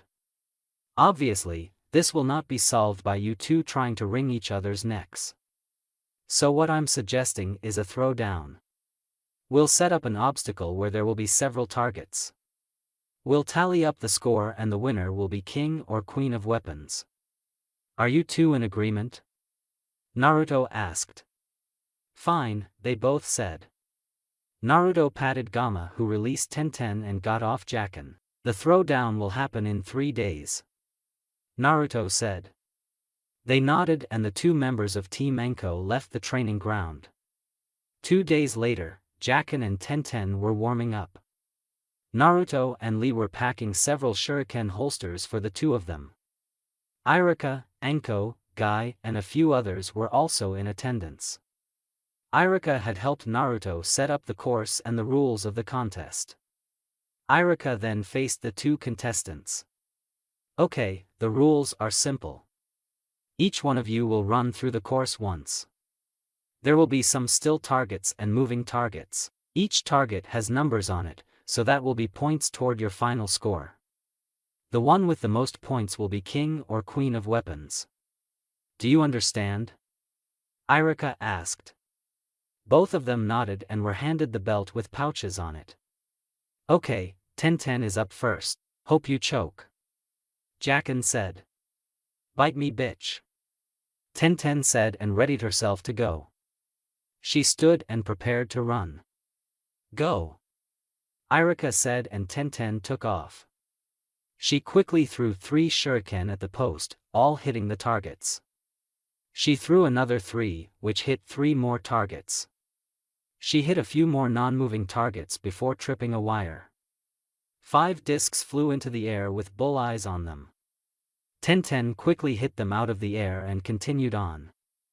As she ran, she launched various shuriken at moving and non-moving targets, each one as difficult as the next. The final part of the course was very hard as Tenten had to be very careful not to hit innocents. She got past that part and hit the button, signaling the end of her run. She was breathing hard and was handed some water. Irika and 2 others helped tally up her score. They were very impressed with how well she did. They cleared up the course and next up was Jackin. He stood at the starting line. Go! Jackin took off like a shot. He pulled out some shuriken and launched them like a rapid-firing machine. He tripped the wire and the disc flew up. He quickly shot them down and continued on his way. When he ran out of shuriken out of the palm of his hand, it took him some time to grab a few more. He was still hitting the targets, but he had to slow down some. The final part, Jackin carefully launched his weapons at the ones who were the enemy. He could see that they were all kill shots. He hit the button and dropped to his knees. That was a hard run to do. Naruto handed him a bottle of water while the judges checked out the targets. They tallied up their scores and faced the 2 competitors. Okay then, Tenten, your score was a perfect 3,000 points. Jackin, your score was 2,995. You were off by 2 degrees on one of the flying discs. Irika said. Jackin groaned while Tenten cheered. The 2 faced each other and Jackin sighed. He stuck his hand out. I'll admit, you're the queen of weapons. Jackin grumbled. How about we both say that we're both rulers? You only lost by 2 degrees. Tenten said. I can live with that. Jackin said with a smile. The 2 shook hands and buried the hatchet. Ah, that's so sweet. Why don't you 2 kiss also? Enko commented. That earned her a glare from Jackin. Everyone laughed and walked off the academy grounds. As they walked, Jackin could help but stare at Tenten's back. The sweat traveled down to her lower back and backside. The pants seemed to cling to her. He saw that she did have a nice butt for a 14-year-old. So focused, he did not realize that Enko had caught him. She leaned next to his ear with a smirk. That's a tight little rear on her, huh? Is that how you like them? Don't be shy, you can tell Auntie Enko. Enko jokes. Jackin went red and turned his head away. Tenten refused the turnaround mostly because she was red in her cheeks. The bookstore owner sat behind the counter and read a book. It was the afternoon, so business was kind of slow. He heard someone drop something on the counter. He looked to see that it was his bestseller, Ika Ika. He saw that it was the first book of the series. When he looked up, he was very surprised to see a woman. Her purple hair was down and she was wearing sunglasses, a tan-colored trench coat that covered a white blouse and maroon skirt. The owner stood up and faced her. You don't see many women looking for this book. The owner said. I'm not as prudish as those women. It is actually a good book. She said, that it is. He took her money and packaged her purchase. Enjoy your book. He said. Don't worry, I will. She said and quickly left the store. In her hurry, she bumped into someone and dropped her book. She was about to shout at the person when she froze up at who she saw. It was Kakashi. The one-eyed, masked man gave her a surprised look. "Is that you, Anko?" Kakashi asked. "Anko? Who is this Anko that you speak of?" Anko said. Kakashi just kept looking at her. It had a much different appearance than what he was used to. It made her look cute in a way. Anko was a bit uncomfortable with how he was looking at her. She quickly grabbed her bag and began to walk away. "Aren't you forgetting something, Anko?" Kakashi said. She looked out of the corner of her eye and saw that Kakashi had her book. "I didn't know that you found this interesting. It's a pretty good read. I can tell you some stuff about it. There's a tea shop nearby. I'll buy you some dango." Anko was surprised. Was Kakashi asking her out? She quickly banished that idea. It was just a talk between two people who had a similar interest. "Sure, why not? But I don't want to know everything. Just give me a broad view of the book," she told him. Kakashi nodded and the two headed for the tea shop. That's when Anko realized something. "Say, aren't the Jonin-sensei giving their exams today? Is that today? Oh well, this won't take long and you're getting dango for free," Kakashi explained. "Good point there, to the tea shop," Anko said. It would be 2 hours of talking before Kakashi left to test his students. Naruto roared as he attempted to do this new jutsu. The objective of the exercise was to blow the rubber ball apart. It was an exercise that Jiraiya gave him as an apology for what he did. He called the new jutsu the Rasengan, spiraling sphere. The attack needed no hand seals, which was pretty cool. The first part of learning the Rasengan was for Naruto to pop a balloon filled with water.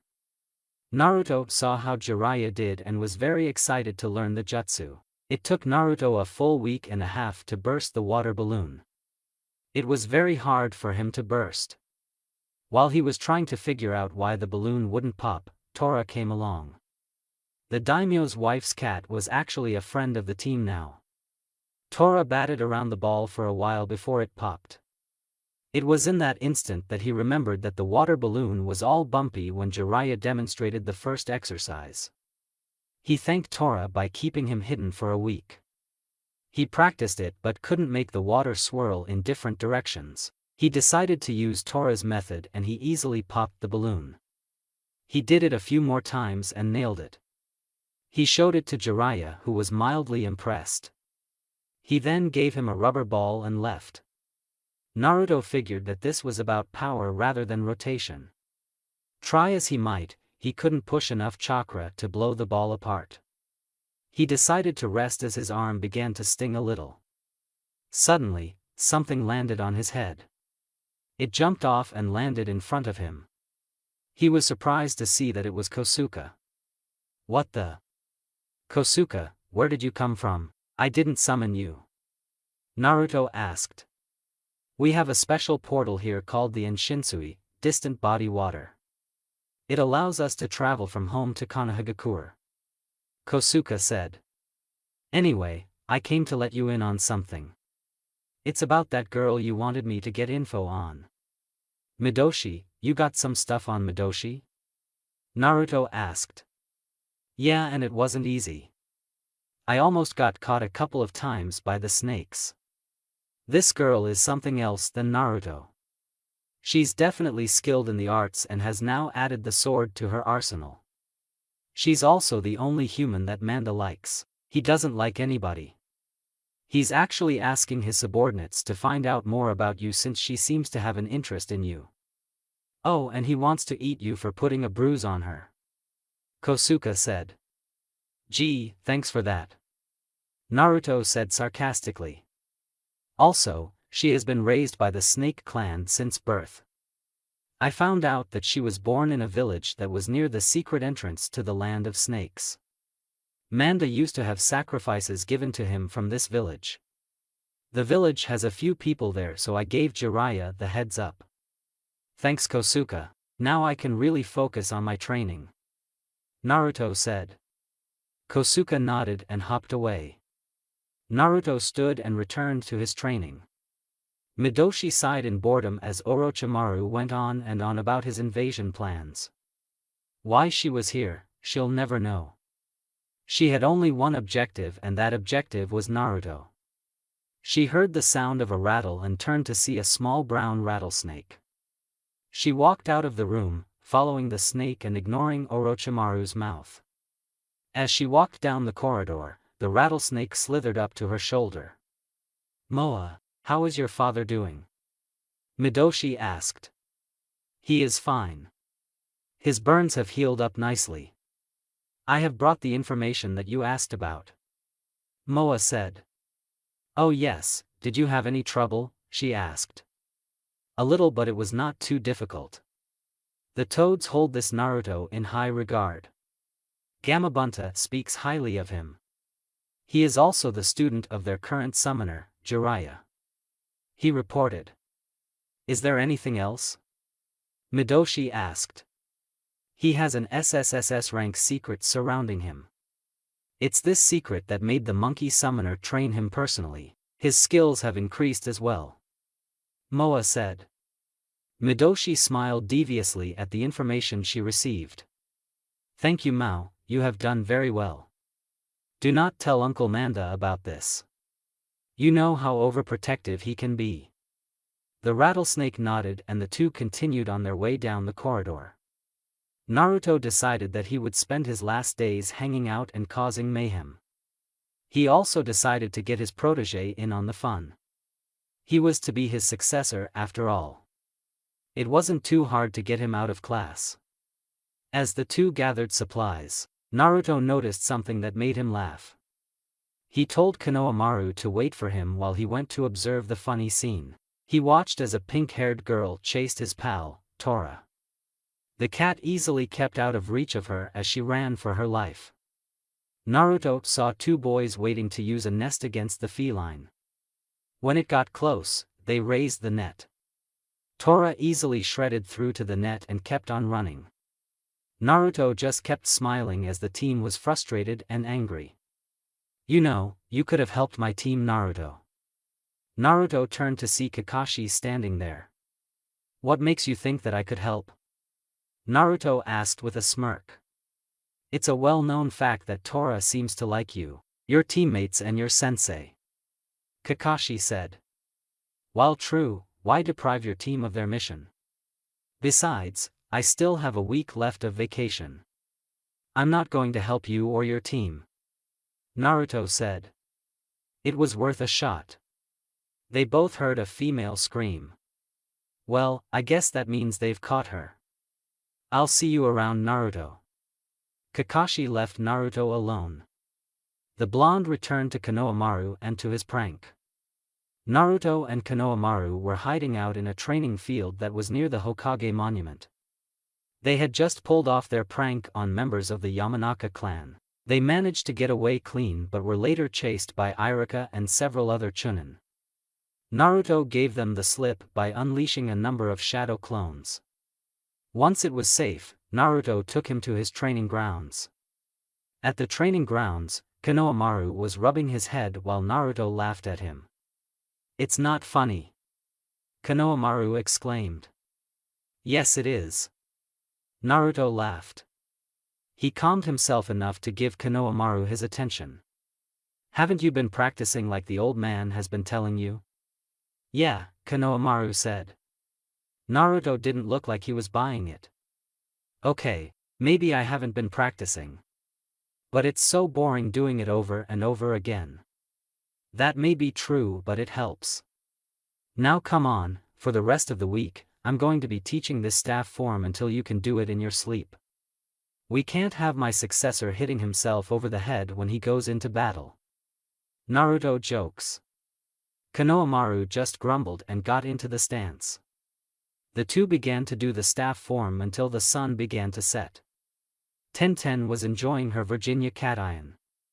She had a month off and she was going to enjoy it away from Guy and Lee. As she was on her way to buy some new weapons, she saw something that made her pause.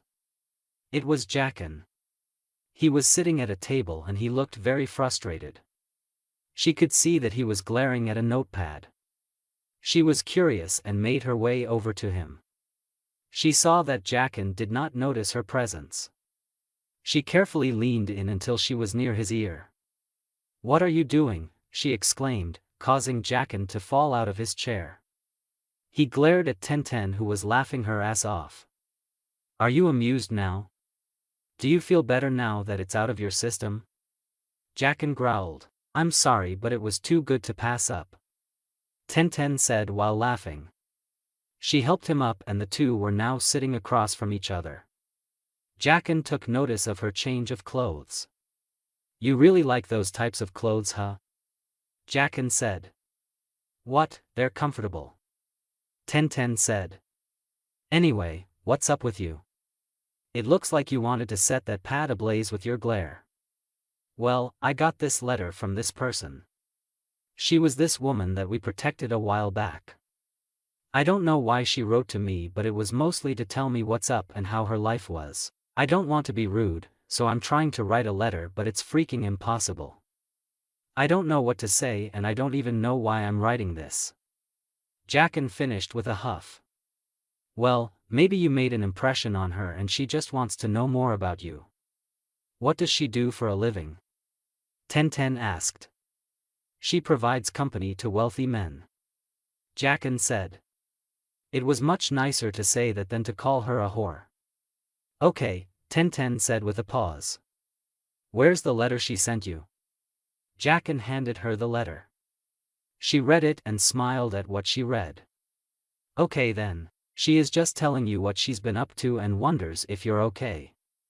Just tell her what you have been up to and wish her the best, plain and simple. Here, I'll help you get started," Tenten said. She helped Jackin start the letter and stayed with him until he finished it. She helped him with some corrections and stopped him from putting anything stupid in the letter. It was a pretty interesting day. Yakumo let out a very tired sigh as she was released by her father for today. As soon as her family returned from their vacation, she thrust herself into clan duties and her training. She couldn't believe what her father had to go through. She had to learn all the rules and regulations, how to work the finances and so many other things. It was a very tiring thing to learn and remember. Her uncle Unkai was not easy to deal with either. With the fear out of the way, he pushed her harder than usual. He hit her with various genjutsu which she had to counter. He also increased her physical exercises as well. He taught her some new jutsu and how to wield a tanto. Her biggest accomplishment was to gain much more of the Ito's power. Whenever she used its power, she would get an image that was kind of ghostly. She groaned as she thought about her training for later today. Her uncle told her that they would be really going at it. She couldn't wait for this week to be over. She couldn't believe that she was missing Enko's training. She entered her room and grabbed her flute.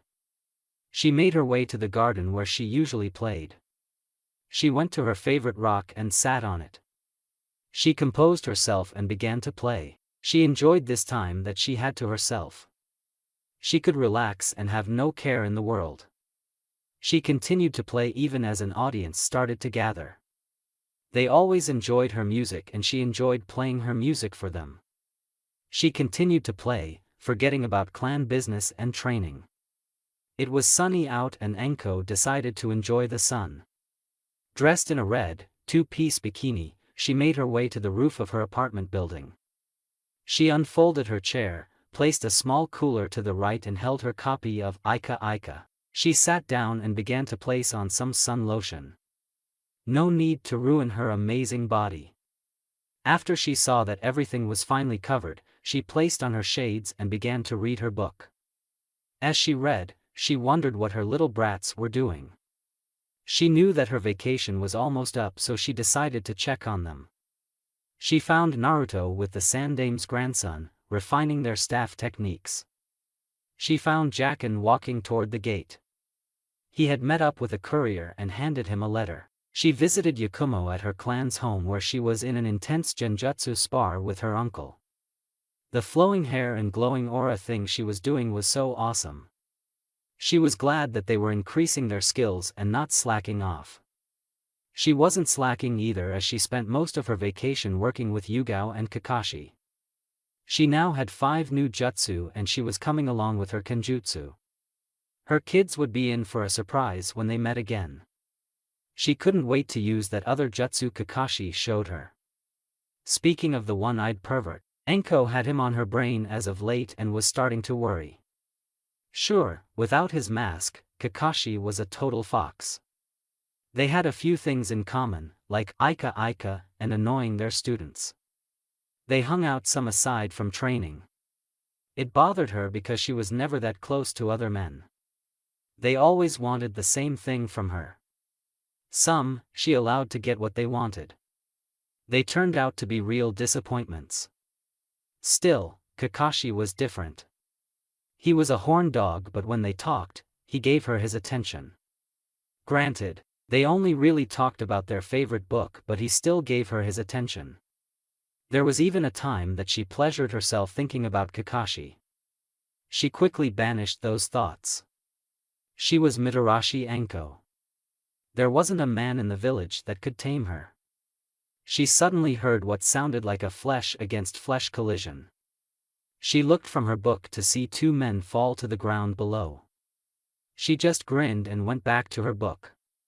The week was over and so was Team Enko's vacation. Each member of the team was waking up and preparing for today's team meeting. They each left their respective homes and made their way to Training Ground 44. They all arrived and stood at attention. Enko faced her group with a smile. "Well, my little brats, I hope that you are well rested. Now that we're back together, the fun can resume," Enko said. "Before we get into that, the pipsqueak has something to give you," Jacken said and pushed Naruto forward. Enko noticed that Yakumo and Jacken looked very uncomfortable. She saw that Naruto had a case with him. "Here, this is a present for us. I'm a bit reluctant to give it to you because of how you are, but I trust you to use this when things get important," Naruto said. Enko raised an eyebrow and took the case. She opened it and was very surprised. It was a beautiful sword and its sheath. She held the sword and did a couple of swings with it. Enko found that the sword was great and how the blade wobbled, it was perfect. She looked at the sword lovingly. "I will call you Doku, Venom," Enko said. She saw that her team was giving her a look. "What? It's a pretty name." Enko placed the blade in its sheath and placed it back in the case. "I cannot thank you guys enough for this. How about you let us do a mission instead of sparing?" Jacken asked. "Be happy I'm not testing my new blade on any of you," Enko countered. She then gave them a serious look. "Well then, you guys are supposed to be showing me what you have learned during your vacation. So, demonstration time. Each of you is to come to me and show me what you've got. Bangs, you're first." Naruto stepped forward. He faced Enko, who stood waiting. Naruto took off on her.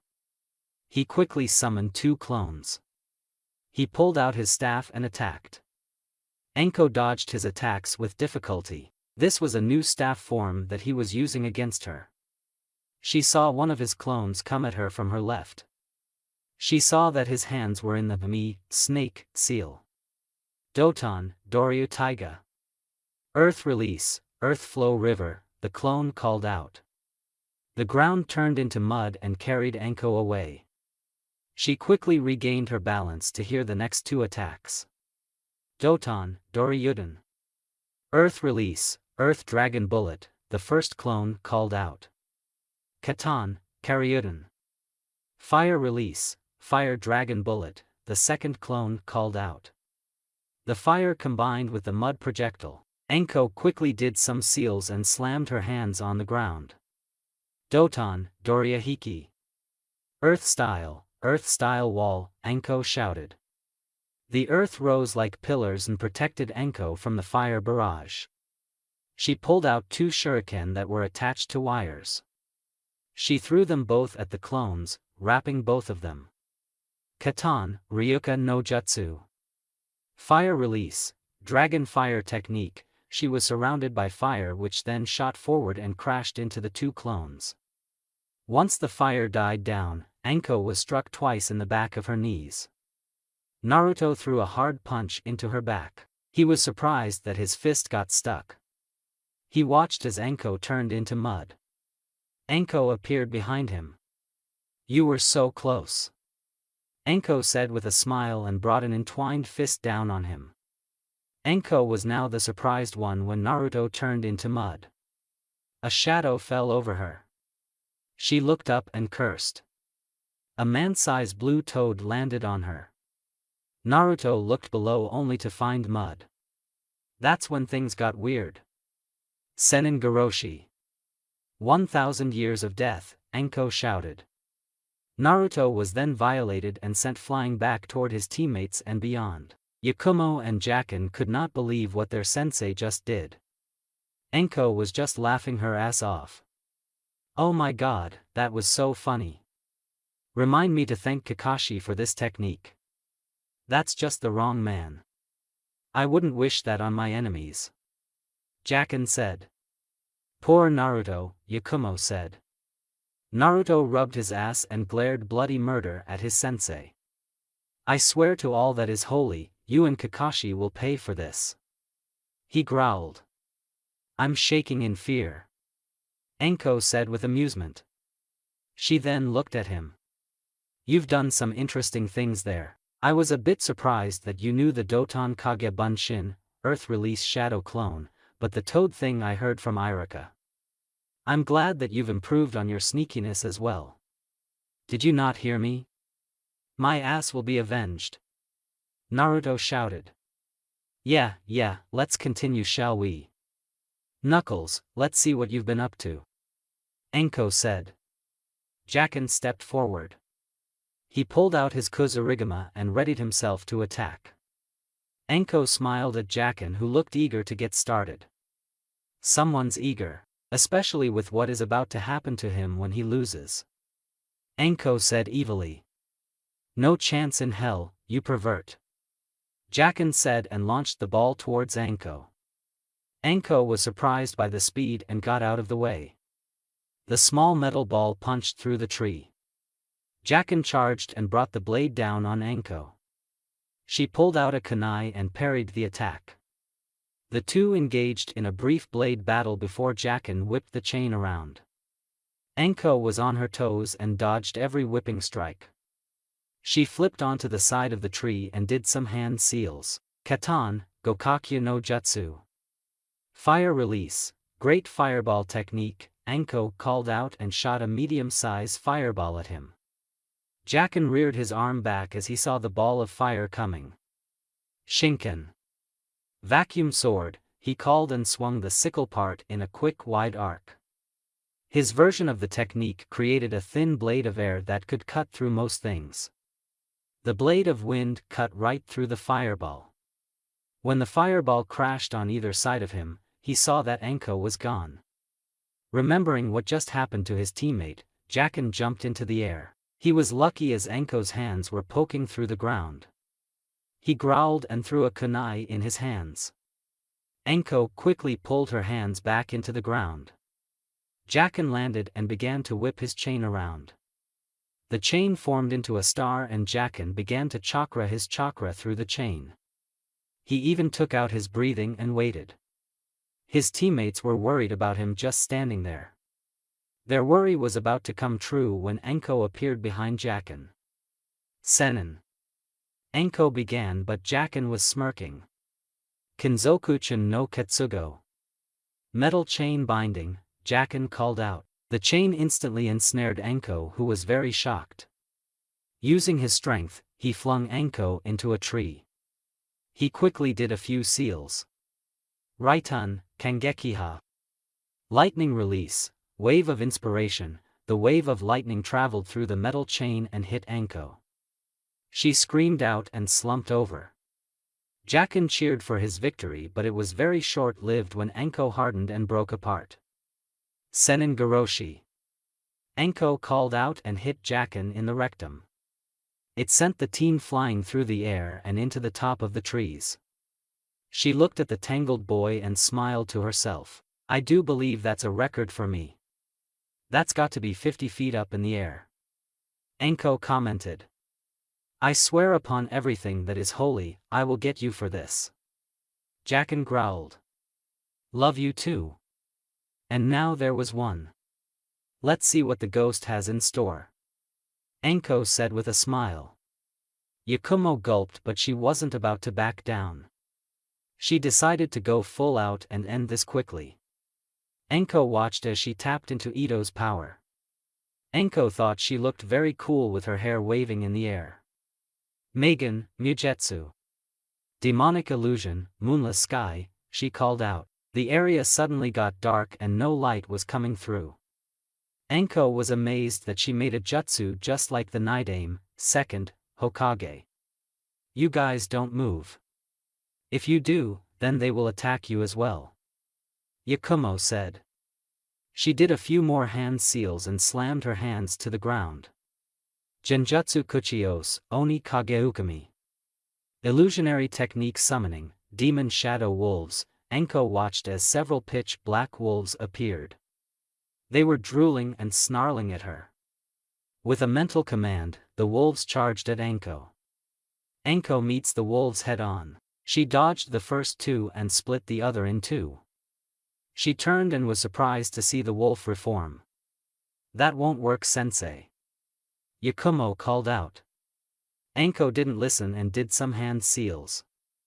Suetun, Mizurappa. Water release, violent water wave. Anko called out and spat out a large volume of water. The wolves were swept up by the attack, but the wolves suddenly disappeared into the shadows. Anko had to use the Shunshin, body flicker, to escape the attack from below. This is getting a bit out of hand. I think that I'll just end this little spar. Anko said and threw something into the air. It exploded and a bright light surrounded the area. It dispelled the genjutsu and the wolves. Yakumo was blinded and released her hold on the Ito. That's when she felt two fingers go into her butt. She screamed and quickly got away from her grinning sensei. Damn it, sensei, it's not funny.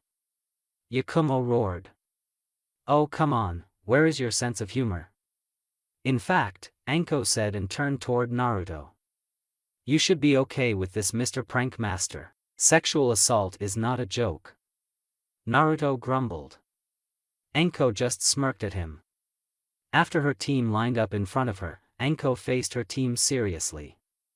I am very happy with the improvement. With all the new techniques and tactics, we will work through some team exercises and have some fun missions that we will take on. We will even mess with the rookies a bit. So, let's get back to work. Anko cheered. Hi sensei, they shouted. Team Anko was on its way back from a border patrol mission. It was a punishment for the team after the genin got their revenge for what happened a month ago. It was pretty funny and Anko was still attempting to get those photos back from Yugao and Kurenai. Anko went a little too far, chasing her team through the village on her pet summons. Either way, Hiruzen thought it would be better for the village and himself that they were out of the village. Anko looked at her students and smiled. They had gotten back to their current level of teamwork fairly quickly. They had a few new formations and she even taught them the Kanashibari no Jutsu, temporary paralysis technique, in order to catch their victims. They managed to do D ranks with ease and were pushing her still in training. She knew that with the Chunin exams coming, her team would be ready and would destroy the competition. As they made their way back to Konoha, Naruto suddenly felt that something was wrong. He called for a stop and looked toward the northeast. Anko appeared next to him. What is Gaki, brat? Anko asked. I don't know. I feel that there is something off coming from that direction. There is a lot of killing intent. Naruto explained. Anko turned toward where he was looking and had to admit that there was the faint feeling of death. That's in the direction of the border that connects Kaze no Kuni, land of wind, and Hai no Kuni, land of fire. Enko muttered. She looked at her team. Okay, we'll check this out. Weapons out, full stealth, I don't want whatever this feeling is to get the drop on us. They nodded and made their way toward the border. A bloody bandit was running. He was missing an arm and was dripping blood. He had to get over the border. Once he was over the border, that monster could not get him. It may have been cowardly to leave his mates to die, but there was no honor among thieves. He was not going to die. He made it across the border and let out a sigh of relief. He was finally safe. That's when he was encased in sand. He frantically tried to get the sand off, but it quickly crept up on him. That's when he saw the dead-looking eyes of the beast. He was going to die and there was nothing he could do. The monster's sand was suddenly raised up to protect him from a barrage of kunai and shuriken. The bandit was suddenly pulled to safety by a younger teenage girl. He watched as the two boys attacked the red-haired boy. Run! Run away! Run away or that monster will kill you, the man shouted before he passed out. Naruto and Jacken heard him but could no longer retreat as the red-haired ninja attacked. They countered but could not get past the sand. Naruto looked at Jacken and gave him a nod. He then crossed his fingers. Kage Bunshin no Jutsu. Shadow clone technique, Naruto called out. 36 clones appeared and attacked. The red-haired ninja did not move and lashed out with his sand. He was getting annoyed as the clones were getting difficult to hit. It didn't help matters that his teammate kept launching blades of wind. The shinobi were then suddenly dragged underground. Enko appeared out of the ground and flipped back. Once she was out of the way, Naruto placed his hand in a seal and touched the ground. Kekai, Shujin no Ye. Barrier, prisoners' encampment, Naruto shouted. A barrier appeared and surrounded Naruto and the red-haired shinobi. Naruto was having a hard time holding the guy down. He had never felt such chakra. He had poured everything into the barrier to keep him down. He suddenly caught something coming at him from the left. It was a wooden puppet and it was coming right at him. Happen! Harpoon, Jacken shouted. The puppet stopped and backed away but not before losing a limb. Jacken appeared to Naruto's side and faced down the puppet. Enko made a move to get the puppet but had to jump back from the wind attack that came. Enko fired off a fireball at the tree and a blonde girl appeared. Enko pulled out her blade and charged. That's when a man appeared and made a beeline for Naruto. Megan, Mujetsu. The area darkened. Genjutsu Kuchios, Oni Kageukami. A dozen wolves appeared and attacked the man and the girl. Enko appeared in front of the man and saw his hitayate. Ghost, Bangs, Knuckles, stand down. Enko called out. She then faced the man. My name is Mitarashi Enko, Konoha Jonin, and this is my squad. Identify yourselves Suna Shinobi. My name is Baki, Suna Jonin, and this is my squad. We were only reacting to the fact that you have one of my wards. Baki said. Your ward was attempting to kill an injured man that crossed over the border. While we are allies, no Suna Shinobi is allowed to pass without confirmation. Do you have that confirmation? Enko asked. Baki did not say anything but he relaxed a bit. Temari, Kankuro, stop your attack. Baki ordered. They appeared next to their sensei. Light was returned and Yakumo and Jacken stood next to Naruto, standing at the ready. Baki looked at his last ward. He then turned back to Enko. If you would please release my ward. Bangs! Enko called out. Naruto released the barrier and stood. The boy blasted out of the ground and prepared to attack the blonde. Gaara, that is enough. Baki shouted. Gaara looked ready to ignore the order, but the fact that the blonde was about to use that barrier again, he listened. He called back his sand to the gourd and walked back toward the border.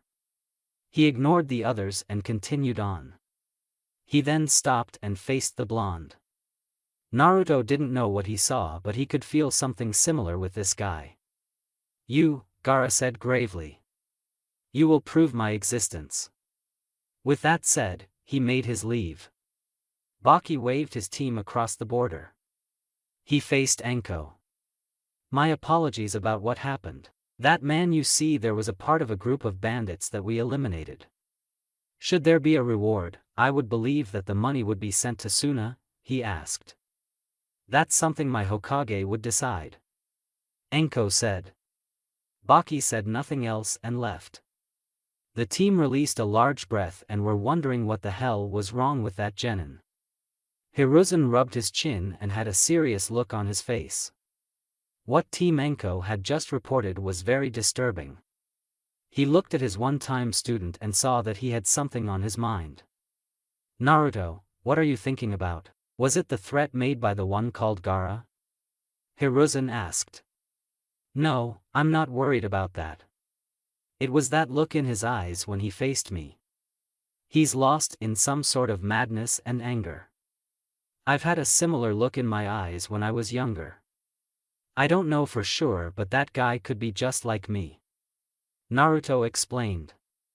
Wait a minute, are you saying that we were fighting a freaking Jinchuriki? Jacken asked. I'm only guessing. I really don't know for sure. I never knew any shinobi from Suna with the ability to control sand. The Sandaime, 3rd, Kazekage was known for his Setetsu, iron sand. I've never seen someone control regular sand like that. Naruto said. I will have Jiraiya look into this. In the meantime, take the rest of the day off. Hiruzen said. Team Anko bowed before leaving. As they left, Inoichi and the head doctor appeared. They stood and faced the Hokage. Report. The man will survive. Anko's quick thing saved him when she sealed the wound with a fire jutsu. Several gashes on his body, all of them had a sliver of sand. We found that the part of the arm he lost was first crushed then ripped off, the doctor said. Hiruzen nodded and faced Inoichi. I searched his mind, but I only got a brief look before his mind jumbled. That shinobi that faced Team Anko was the sole ninja that brutally killed that whole camp. It was him and no one else. Inoichi explained. This worried the old Kage. If Suna had someone like that in their ranks, then he would definitely make good on his threat. He thanked the two and made plans to contact Jiraiya. He needed information on this Gaara. The members of Team Anko had just been let go by Anko. They were sitting at a tea shop that was located near Jacken's home.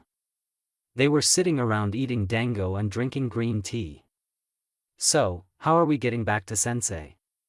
Yakumo asked. You got me. What about you, Pipsqueak? You're the prank master. Jacken said. Well, I did have one idea. However, this idea comes with some severe consequences. Naruto said. Come on, how bad can it be? Jacken asked jokingly. Naruto sighed and revealed his plan to his teammates. As he explained, they got pale and shook with fear. When he was done, Jacken and Yakumo looked at him like he was crazy. Are you nuts? If we did this to Anko, she would kill us, literally. She'll gut us and leave our bodies somewhere that would never be found. Jacken exclaimed. Yeah, Naruto, squads of ANBU wouldn't be able to stop her. Yakumo added. I know that, but it is the most humiliating thing I can think of. If we do this, then we need to be all in. Naruto said. Yakumo and Jacken looked scared, but the thirst for revenge was strong. Okay, I'm in. Yakumo said. You only live once, right? So what are we going to do with Naruto? Anko groaned and grabbed her head.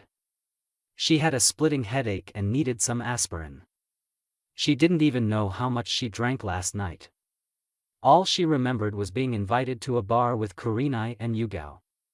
After that, everything was a blur. She groaned again and reached for her aspirin. That's when she realized the warm body was blocking her. She looked down at herself and saw that she too was naked.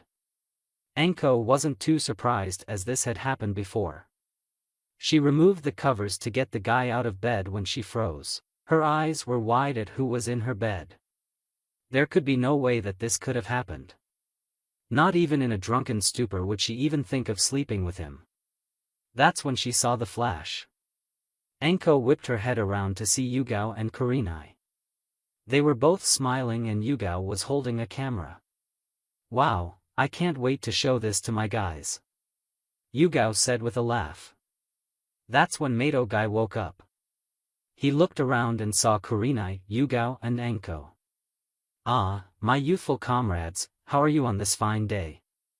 Guy asked. Anko released a very ear-splitting scream. "Are you sure that we're safe here?" Jacken asked. The team was currently having lunch at the Kurama compound. "Yeah, I heard Anko's scream. It'll probably take her 5 minutes to kill Guy, attempt to get the camera and kill both Kurenai-san and Yugao-san." Naruto added. "I know what you mean, but not even Anko-sensei will attack a clan compound, no matter how pissed she might be. Let's just hope Guy-sensei, Yugao-senpai and Kurenai manage to get away," Yakumo said. They guys just nodded and ate. That's when something crashed through the wall. The dust settled to reveal Anko standing on the head of Mai. They all flinched at the look of rage on her face. "So, you think you little bitches are cute, huh? Well then, I hope you got your jollies because now you're about die," Anko roared. The team didn't waste any time and took off. Anko and Mai chased right after them. The chase continued throughout the village, which they hoped that Anko would not use Mai. They were dead wrong and several people were nearly trampled over. Some buildings were destroyed and some roads became unusable. "Stop running and face your doom like warriors," Anko shouted. "Kiss my ass," Jacken exclaimed. "Don't waste time replying, just keep running," Naruto said. They all continued to run away from Anko and her pet. It would take 2 hours for various Jonin and Chunin to subdue Anko and her pet. It took another 2 hours to subdue Anko again after she got free and managed to get her hands on her students. Hiruzen decided to send them away for a month before he lost whatever pieces of hair he had left. Team Anko was moving through the trees at a fast pace. They were packed light just so that they could reach their destination quickly. Why they were so urgent to get to their destination could be summarized by the meeting they had 2 hours ago. Flashback. Team Anko stood in front of the Hokage with their packs. They were called off a D-rank mission and told to pack. They appeared in front of the Hokage and awaited the situation. Hiruzen faced them with a serious expression. "A day ago, I received a message from Team Kakashi. They are currently on a C-rank mission to protect a bridge builder to Nami no Kuni, Land of Wave. However, the situation has greatly changed. They were ambushed by the Oni Kyodai, demon brothers. They were dealt with but new information surfaced. It seems that the client, Tazuna, lied about the mission parameters," Hiruzen explained. "What is the truth, sir?" Anko asked. "It seems that Tazuna is being hunted by Gato, of Gato Kenpani. He is out to stop Tazuna from completing a bridge that would connect Nami no Kuni with the mainland. Apparently, Gato is not who he presents himself to be. This mission has been bumped up to a B-rank mission because of what Gato may do next," Hiruzen explained. "You may wish to bump that up to an A-rank mission, sir," Jacken said. "I've read the bingo books and the Oni Kyodai are known associates with the Kirigakure no Kaijin, Demon of the Mist. Yes, they were with Momochi Zabuza when he defected," Anko added. "Very well then, your mission is to assist Team Kakashi in protecting the bridge builder. You are to leave immediately," Hiruzen ordered. "Yes sir," they all said and vanished. Present. Anko turned her head slightly to face her teammates. "Okay, we're about a day from the shore. We're not going to stop to gain passage to Nami. We'll rest, rebuild our chakra and run across. Am I understood? Enko asked. Hi sensei. They all said. It took about a day and a half to reach Nami. Team Enko moved stealthily into the lands and looked for any trace of Team Kakashi. Enko figured that they would have caught up with them by now. They searched for a while before the smell of battle caught Enko's attention. They moved silently to the location and found what looked to be the battleground. This must have been one hell of a party. Let's spread out and look for a trail. Enko ordered. They did just that and checked the battleground. Jacken noticed a deep slice in one of the trees. Sensei, it looks like they encountered Zabuza. This gash could have only been made with a huge sword. Jacken reported. The ground is a bit soggy. It looks like they were fighting on the lake. Naruto added. Let's follow the trail. Enko said. As they followed the soggy trail, they found some blood on a tree and 4 kunai lying on the ground. Enko picked up one of them and observed it. This is one of ours, I can tell by the quality. So it looks like Kakashi won the fight, but where's the body? Enko asked.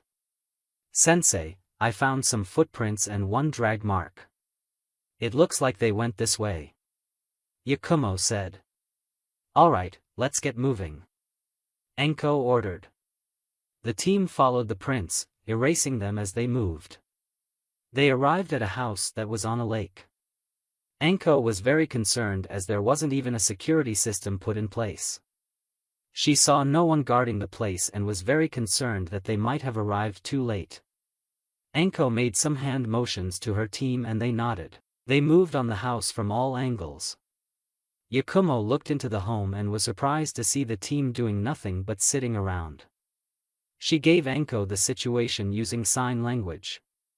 Enko was a bit put off by the lazy attitude of Kakashi's students. She liked a low whistle and her team came to her. She knocked on the door and waited. Like she thought, the door was carelessly opened by the female of Team Kakashi. She didn't even have a kunai in her hand. She gave them this stupid confused look. Yes, can we help you? The girl asked. Enko just sighed and rubbed her forehead. This was going to be a very long mission. Yakumo moved her hands over Kakashi's prone form. While she wasn't really looking to become a medic, she did learn how to do first aid.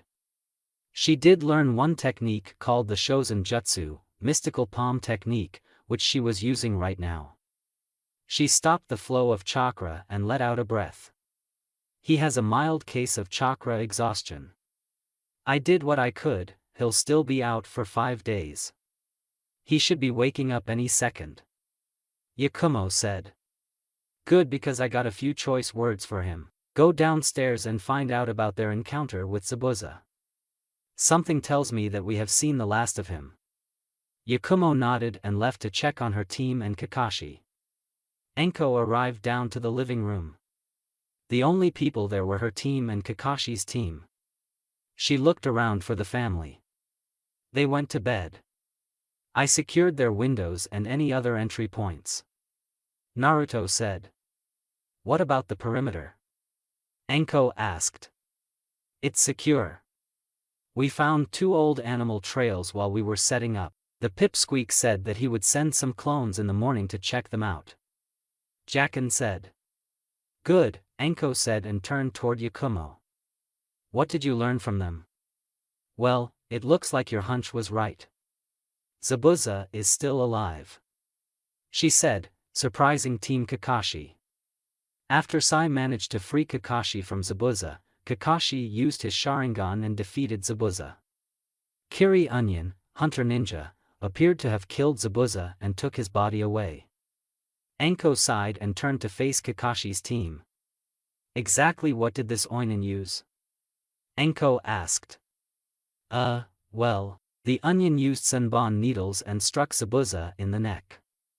Still, Kakashi-sensei checked his pulse and everything. He was certainly dead. Sakura answered. I use Senbon myself, but mine are dipped in poison. A very skilled user of the weapon can kill a person or put them in a death-like state. That also means that Zabuza's ally may know some first aid as well. That gives us about a week before Zabuza tries again. Enko explained softly. She pondered for a second before facing them all. Okay, this is how. Wait a second, you put you in charge? Sasuke suddenly said, cutting her off. Excuse me? Enko asked with a tone. Jacken and Naruto quickly got out of the line of fire. You're not the seniority here. This is our mission. Your team is only here to back us up. You shouldn't be giving out orders until Kakashi wakes up. Sasuke said to her with an "I'm better than you" tone. Enko just looked at him with a raised eyebrow. He suddenly found himself on the ground, a stinging sensation on his cheek. Just to clear things up, who's a Jonin? Enko asked. That would be you. Sasuke said. Enko nodded and backhanded him again, this time on the other cheek. Hey, you can't do that to Sasuke-kun. Sakura exclaimed. She suddenly felt that same stinging sensation and fell onto her butt. She was holding her cheek. Sasuke growled and looked ready to challenge Enko, but she quickly squashed any challenge by punching him in the head. When he hit the ground, Enko slammed her foot onto his head. Are you about done? Good, because I'm only going to say this once. Until Kakashi is 100%, you're my bitch. You will do what I say, when I say. You're no way, shape or form, my superior. If you ever talk to me like that again, I'll cut your special man off and shove it down your throat. Do you understand me? Enko demanded. Yes, Enko-sensei. Sasuke muttered out. Since you're filled with energy, you and Naruto can take your first watch. After them, it'll be the pink-haired failure and Yakumo. The last watch will be the pale ghost and Jacken. Now, get to work. Enko said and took her foot off his head. Sasuke glared at her before storming out of the house. Naruto just followed him and said nothing. The rest of the genin got comfortable and waited for their shift. Kakashi opened his eyes to see a wooden ceiling. He cracked his head to his right and saw a pair of legs that were crossed. Looking up a bit, he saw his reading buddy. So the Hokage sent you? I must have good fortune. Kakashi said. I wouldn't really call it that. Let's just say my team is a lot better at these missions than you are. Enko said, not taking her eyes out of her book. Kakashi looked at her with a critical eye. You're angry with me. Kakashi said. What would give you that idea? Enko asked. Well, for one, your legs are crossed. Then there's the attitude and the angry twitch of your foot. Kakashi answered. It's good that you know me so well. Enko said. She then closed her book and looked at Kakashi. Yes, I am angry with you. You should have turned back to Konoha. Your team is definitely not mature enough for a mission this dangerous. I thought that it would get them to trust one another. Their teamwork is horrible. I thought a dose of the real world would have opened their eyes, but from your expression, it hasn't worked out that way. Kakashi said. No, it hasn't. The Uchiha thought he could talk to me like some rookie. The pink-haired waste of space is nothing more than a fangirl. I don't know about the pasty one. He seems to be hiding something. Enko said. He's a member of Danzo's group. Kakashi said. No kidding, I guess I can count on him then. Anyway, what do you want me to do with them?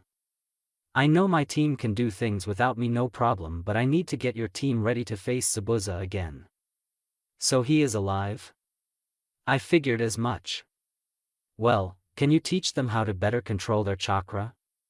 Kakashi asked. Enko looked at him and Kakashi shivered a little. Exactly how long have you had this team? Enko asked. About a month and a half. Why? Kakashi asked. Enko just sighed before launching herself at Kakashi. Anko came down from upstairs to face some very confused looks. What happened up there? It sounded like Kakashi was dying. Jacken said. He wishes. The pervert probably got off on that. Anyway, you three, pointing to the members of Team Kakashi, are to see Kakashi. After he talks to you, you're to meet me back down here so we can get you ready for Zabuza. She then faced Naruto. Did you check out those animal trails last night? Yeah, I used my clones. The trail behind the house leads toward a cave and to the main village. The trail at the front of the house actually leads toward the road to the bridge. In fact, it would be a perfect way to take to and from the bridge. It's also much closer. Naruto explained. Good, you're on guard duty today. Tazuna is to be attached to your hip. He moves, you move with him. He takes a piss, you help. Yakumo, you'll be doing recon. Get into the village and see what you can find. Jacken, you'll be with me in helping these three get ready for Zabuza. Anko said. Why do I have to help you babysit? Jacken asked. Hey, I'm not doing this by myself just because that bastard upstairs is too lazy to actually train his own genin. Besides, we're training them my way. Anko said. You think that's a good idea, sensei? We're used to your training methods. The girl won't even last 5 minutes. Yakumo said. Tough titties, they'll get stronger or they'll die. Anko said with annoyance. She then looked at Kakashi's team. Are you still here? They got up and quickly made their way up the stairs. Naruto stood up and looked at Jacken. Just make sure that she doesn't kill them. Naruto said to him. Jacken nodded at him. Okay, old man, I'm ready when you are. Tazuna just nodded and followed him out. As they walked, Tazuna just had to ask. Hey kid, is your sensei crazy? He asked. I wouldn't say crazy. Psychotic, bloodthirsty, horny, those are words that would best describe sensei, but crazy isn't one of them. Naruto said.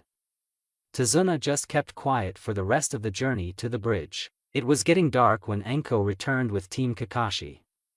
All three genin looked beaten up and dirty. As they entered, they saw Naruto, Yakumo and Kakashi with Tazuna's family. Anko wondered how Kakashi got out of bed when she noticed the crutches. Kakashi looked at his team before looking at Anko.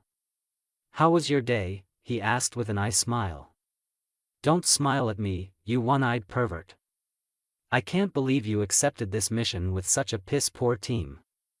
They only lasted an hour after some real training. The girl is the most pathetic of the bunch. Anko spat. Now, let's not get angry, Anko. I was going to train them eventually. Kakashi said. Whatever. Just keep teaching them the tree climbing exercise. Especially with her because her chakra reserves are the worst. Anko said. I'll keep that in mind. Kakashi said. Anko sat down with everyone and began to eat dinner. XXX, after dinner and ignoring Inari, Team Anko and Team Kakashi had a meeting. They were all in the room where Kakashi was staying. Alright, with what we know about Zabuza, I will be preparing my team for when he returns. It will be likely that his accomplice will be with him this time. Team Anko will handle the guard duty of Tazuna. Kakashi said. Yakumo, what did you find out on your day around town? Anko asked. We shouldn't expect any help from the villagers. Gato has them scared like mice. His base of operations is centered on the docks. His compound isn't near the village.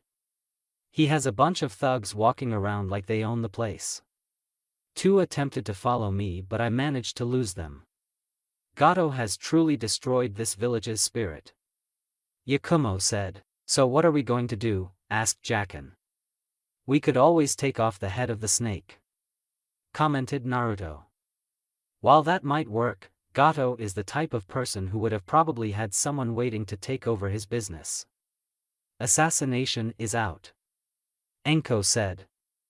Everyone was silent for a while before Yakumo had an expression on her face. What if we have Zabuza take Gato out for us? Yakumo asked. Everyone looked at her with curiosity. Remember your prank on Enko, Naruto? Remember how for a while, everyone thought Enko was with Gai-sensei? Yakumo said. This made the boys smirk and Enko growled. Your point being? Enko growled. What if we can make Zabuza feel that Gato will betray him? A person with his reputation has to be the type of person who backs out of his deals. Yakumo said. I get where you're going. It isn't a bad idea. Enko said. I agree. If we pull this off, Tazuna will be safe to complete the bridge and Zabuza will have to move on. Kakashi said. What are you guys talking about? Asked Sakura. That is really none of your business, Pinky. This is something my team will handle as this is right up our alley. I'll be taking my team out of here so that we can further go over the plan. Enko said. Why aren't we involved with the plan? Who do you think you are to just cut us out? Sasuke demanded. Because my team is battle-tested. They know how to be a team and complete the job. I don't need a fangirl and a guy with a superiority complex holding us back. You got a problem with that? Enko asked, daring him to answer. Sasuke just growled at her but did not say anything to her. That's what I thought. Do we have anything else to talk about? No, I think that's it. I'll allow you to discuss your plan with your team. Kakashi said. She nodded and ordered her team out of the room. Once gone, Kakashi turned to his team. You're lucky that she didn't give you another red cheek, Sasuke. She isn't someone you want to piss off. Kakashi said. Who does she think she is? She comes here acting like her team is much better than us. Whatever their plans, I should be a part of it. I am a Uchiha and my skills could help. Sasuke exclaimed. And yet, you can't even climb up a tree without your hands dickless. Sai mocked with a smile. Shut up. Don't call Sasuke-kun that. Sakura exclaimed. Kakashi just sighed again and wondered who he was upset to get such a team. Triple X Team Enko was outside of the house and were a few feet away. Enko faced her team who were waiting for her to explain the plan. So we're about to do some espionage, right? Jacken said. That's right. Continuing from what Yakumo was talking about, we get Zabuza and Gato to turn on each other. I want to hear some ideas on how we do that. Enko said. They were thinking about it when Jacken came up with an idea. Zabuza's bounty is pretty high and he does wield one of the swords of the Kiri no Shinobi Gatana Shishinin Shu, 7 ninja swordsmen of the mist. What if we begin spreading the word that Kiri's onion is here and they are looking for him? I can use my clones and change them into Kiri onion. We can have them move around the town just to prove the rumors true. Naruto said. Gato would have to confirm those rumors and face the onion. Still, Gato might just kill the onion. Enko said. Who says that it has to be one team? It could be a bunch of teams. The Pipsqueak is a one-man army. Jacken said. Okay, it's a good plan. Naruto, you'll be using a lot of chakra so be prepared. Enko said. Gotcha. Naruto said. Jacken, Yakumo, go into the village and blend in. Spread the rumors around and get Gato attention. When he feels the need to talk, I'll step in as leader. Naruto will be my backup. Enko explained. Hi, they answered. Enko was guarding Tazuna. She looked at the bridge and had to admit that it was very impressive. When it was finished, it would be pretty strong. She guessed that it would take several explosive notes to bring the whole thing down. She turned when she saw some of the men looking at her. She gave them a wink which caused 2 men to crash into each other. She chuckled as she enjoyed doing that to men. She was so glad that she grew a nice pair of breasts. They were like the ultimate teasing material. I wish you wouldn't do that to my men. Tazuna said with annoyance. Please, you're one to talk. You think I don't know that you were staring at my ass? Enko asked with mirth. Tazuna had a small blush but quickly shook it off. Where is that blonde student of yours? He's the most helpful with that technique. Tazuna said. He's doing a mission. Hopefully, we can get Gato off your back with this. Enko said. You think that you can? Gato isn't really intimidated by people. Tazuna said. He's only brave because of that army of thugs he has surrounding him. Trust me, he's nothing but a bully. Me and my team, with this little side mission, will show how much of a coward he is. By the end, Gato will be a bad stain on Nami's history. Enko said. 2 days had passed and the plan was in full effect. Jaken and Yakumo easily slipped into the town's populace. That's when Naruto began his part of the plan and had several of his clones disguised as Kiri Onion walk around town. Jaken and Yakumo began spreading the rumor, which continued to spread throughout the village. It got back to Gato, who was instantly worried. He knew Kiri's reputation and wanted nothing to do with them. He ordered his thugs to avoid the Kirinin and find out where the rumor came from. The thugs did as they were told and strong-armed everyone. They were led to Jaken, who was pretending to be an orphan who wanted to get into the Gato crew. They took him to see the boss. They covered his head with a bag, but Jaken took in everything by smell, hearing, and touch. He made a mental map of where they were taking him. They removed the bag and Jaken was face to face with Gato. This kid is where the rumor started from? Gato asked. Yeah, we questioned everyone and they pointed us to this kid. We even have witnesses that saw him talking with Kiri Shinobi. The thug said. Gato then faced Jaken. So kid, what did those Kiri Shinobi want? He demanded. Hey now, I may be an orphan but I know the price of information. Like I told your goons, I want to be paid. Jaken said. It depends on your information, tell me what you know. Gato ordered. Well, I don't know much. All I know is that they were tipped off that a missing nin from their village is in the area. They said something about a guy with a huge sword. I told them that I didn't know anyone like that. They told me that I would get a little reward if I knew something about it. They really want whoever this guy is because they're not leaving. Jaken explained. They? How many of them are here? Gato asked. I don't really know. I've seen at least 3 teams walking around the place. Jaken said. Gato was gripping his cane with frustration.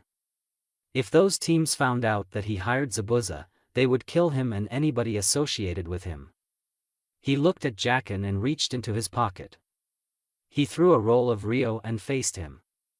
There's more in it for you if you can get in touch with them again. Gato began to write down something on a piece of paper. You give them this paper and I'll let you into my organization. Gato said. Alright Gato-sama, I'll get right on it. Jaken said with excitement. Gato snapped his fingers and they took the kid away. One of his men looked at him. Are you going to set them up? He asked. Are you serious?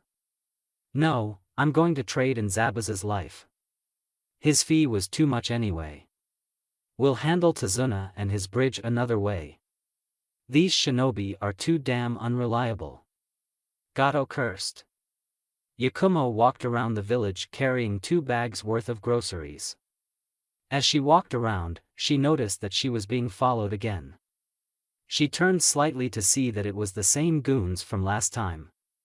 She cursed and decided to walk faster. The goons sped up to catch up to her. Yakumo began to run a short way before ducking into an alley. She waited for them and pulled out a small blade. As she could hear the footsteps, she was suddenly grabbed and pulled away. When the goons arrived they only found 2 bags of groceries. They looked around for Yakumo but soon gave up and walked away. As soon as the coast was clear, 2 heads popped out of a dumpster. Yakumo looked at her savior, who gave her a smile.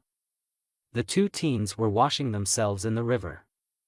Yakumo was wringing out the water in her hair when she looked at her savior. She had almost mistaken him for a girl. His features were very feminine, but that Adam's apple was that of a man's. She gave him a look over and had to admit that he was kind of cute, in a feminine way. She especially liked his hair. "I have to thank you again for your assistance. I've been getting followed a lot lately," Yakumo said. "It's no problem. I couldn't allow someone cute like you to get bothered by those men," the boy said. Yakumo smiled and had a little blush on her cheeks. "My name is Yakumo." "What's yours?" she asked. "My name is Haku," he greeted me. "Well, I thank you again, Haku, for being my white knight," Yakumo said. "It was an honor, my lady," Haku said and bowed. It made Yakumo giggle. He was a charming person. "I should really get going," she said. "Would you like me to walk you home?" he asked. "No, that's okay.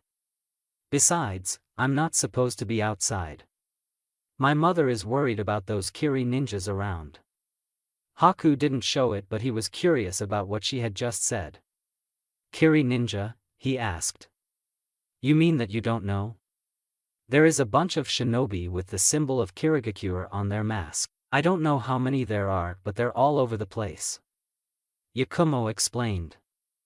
Haku kept his face neutral as he took in that information. He then smiled at her. "Thank you for telling me. I'll be sure to tell my father about that." "I hope that we meet again, Yakumo," Haku said. "I hope so too, Haku."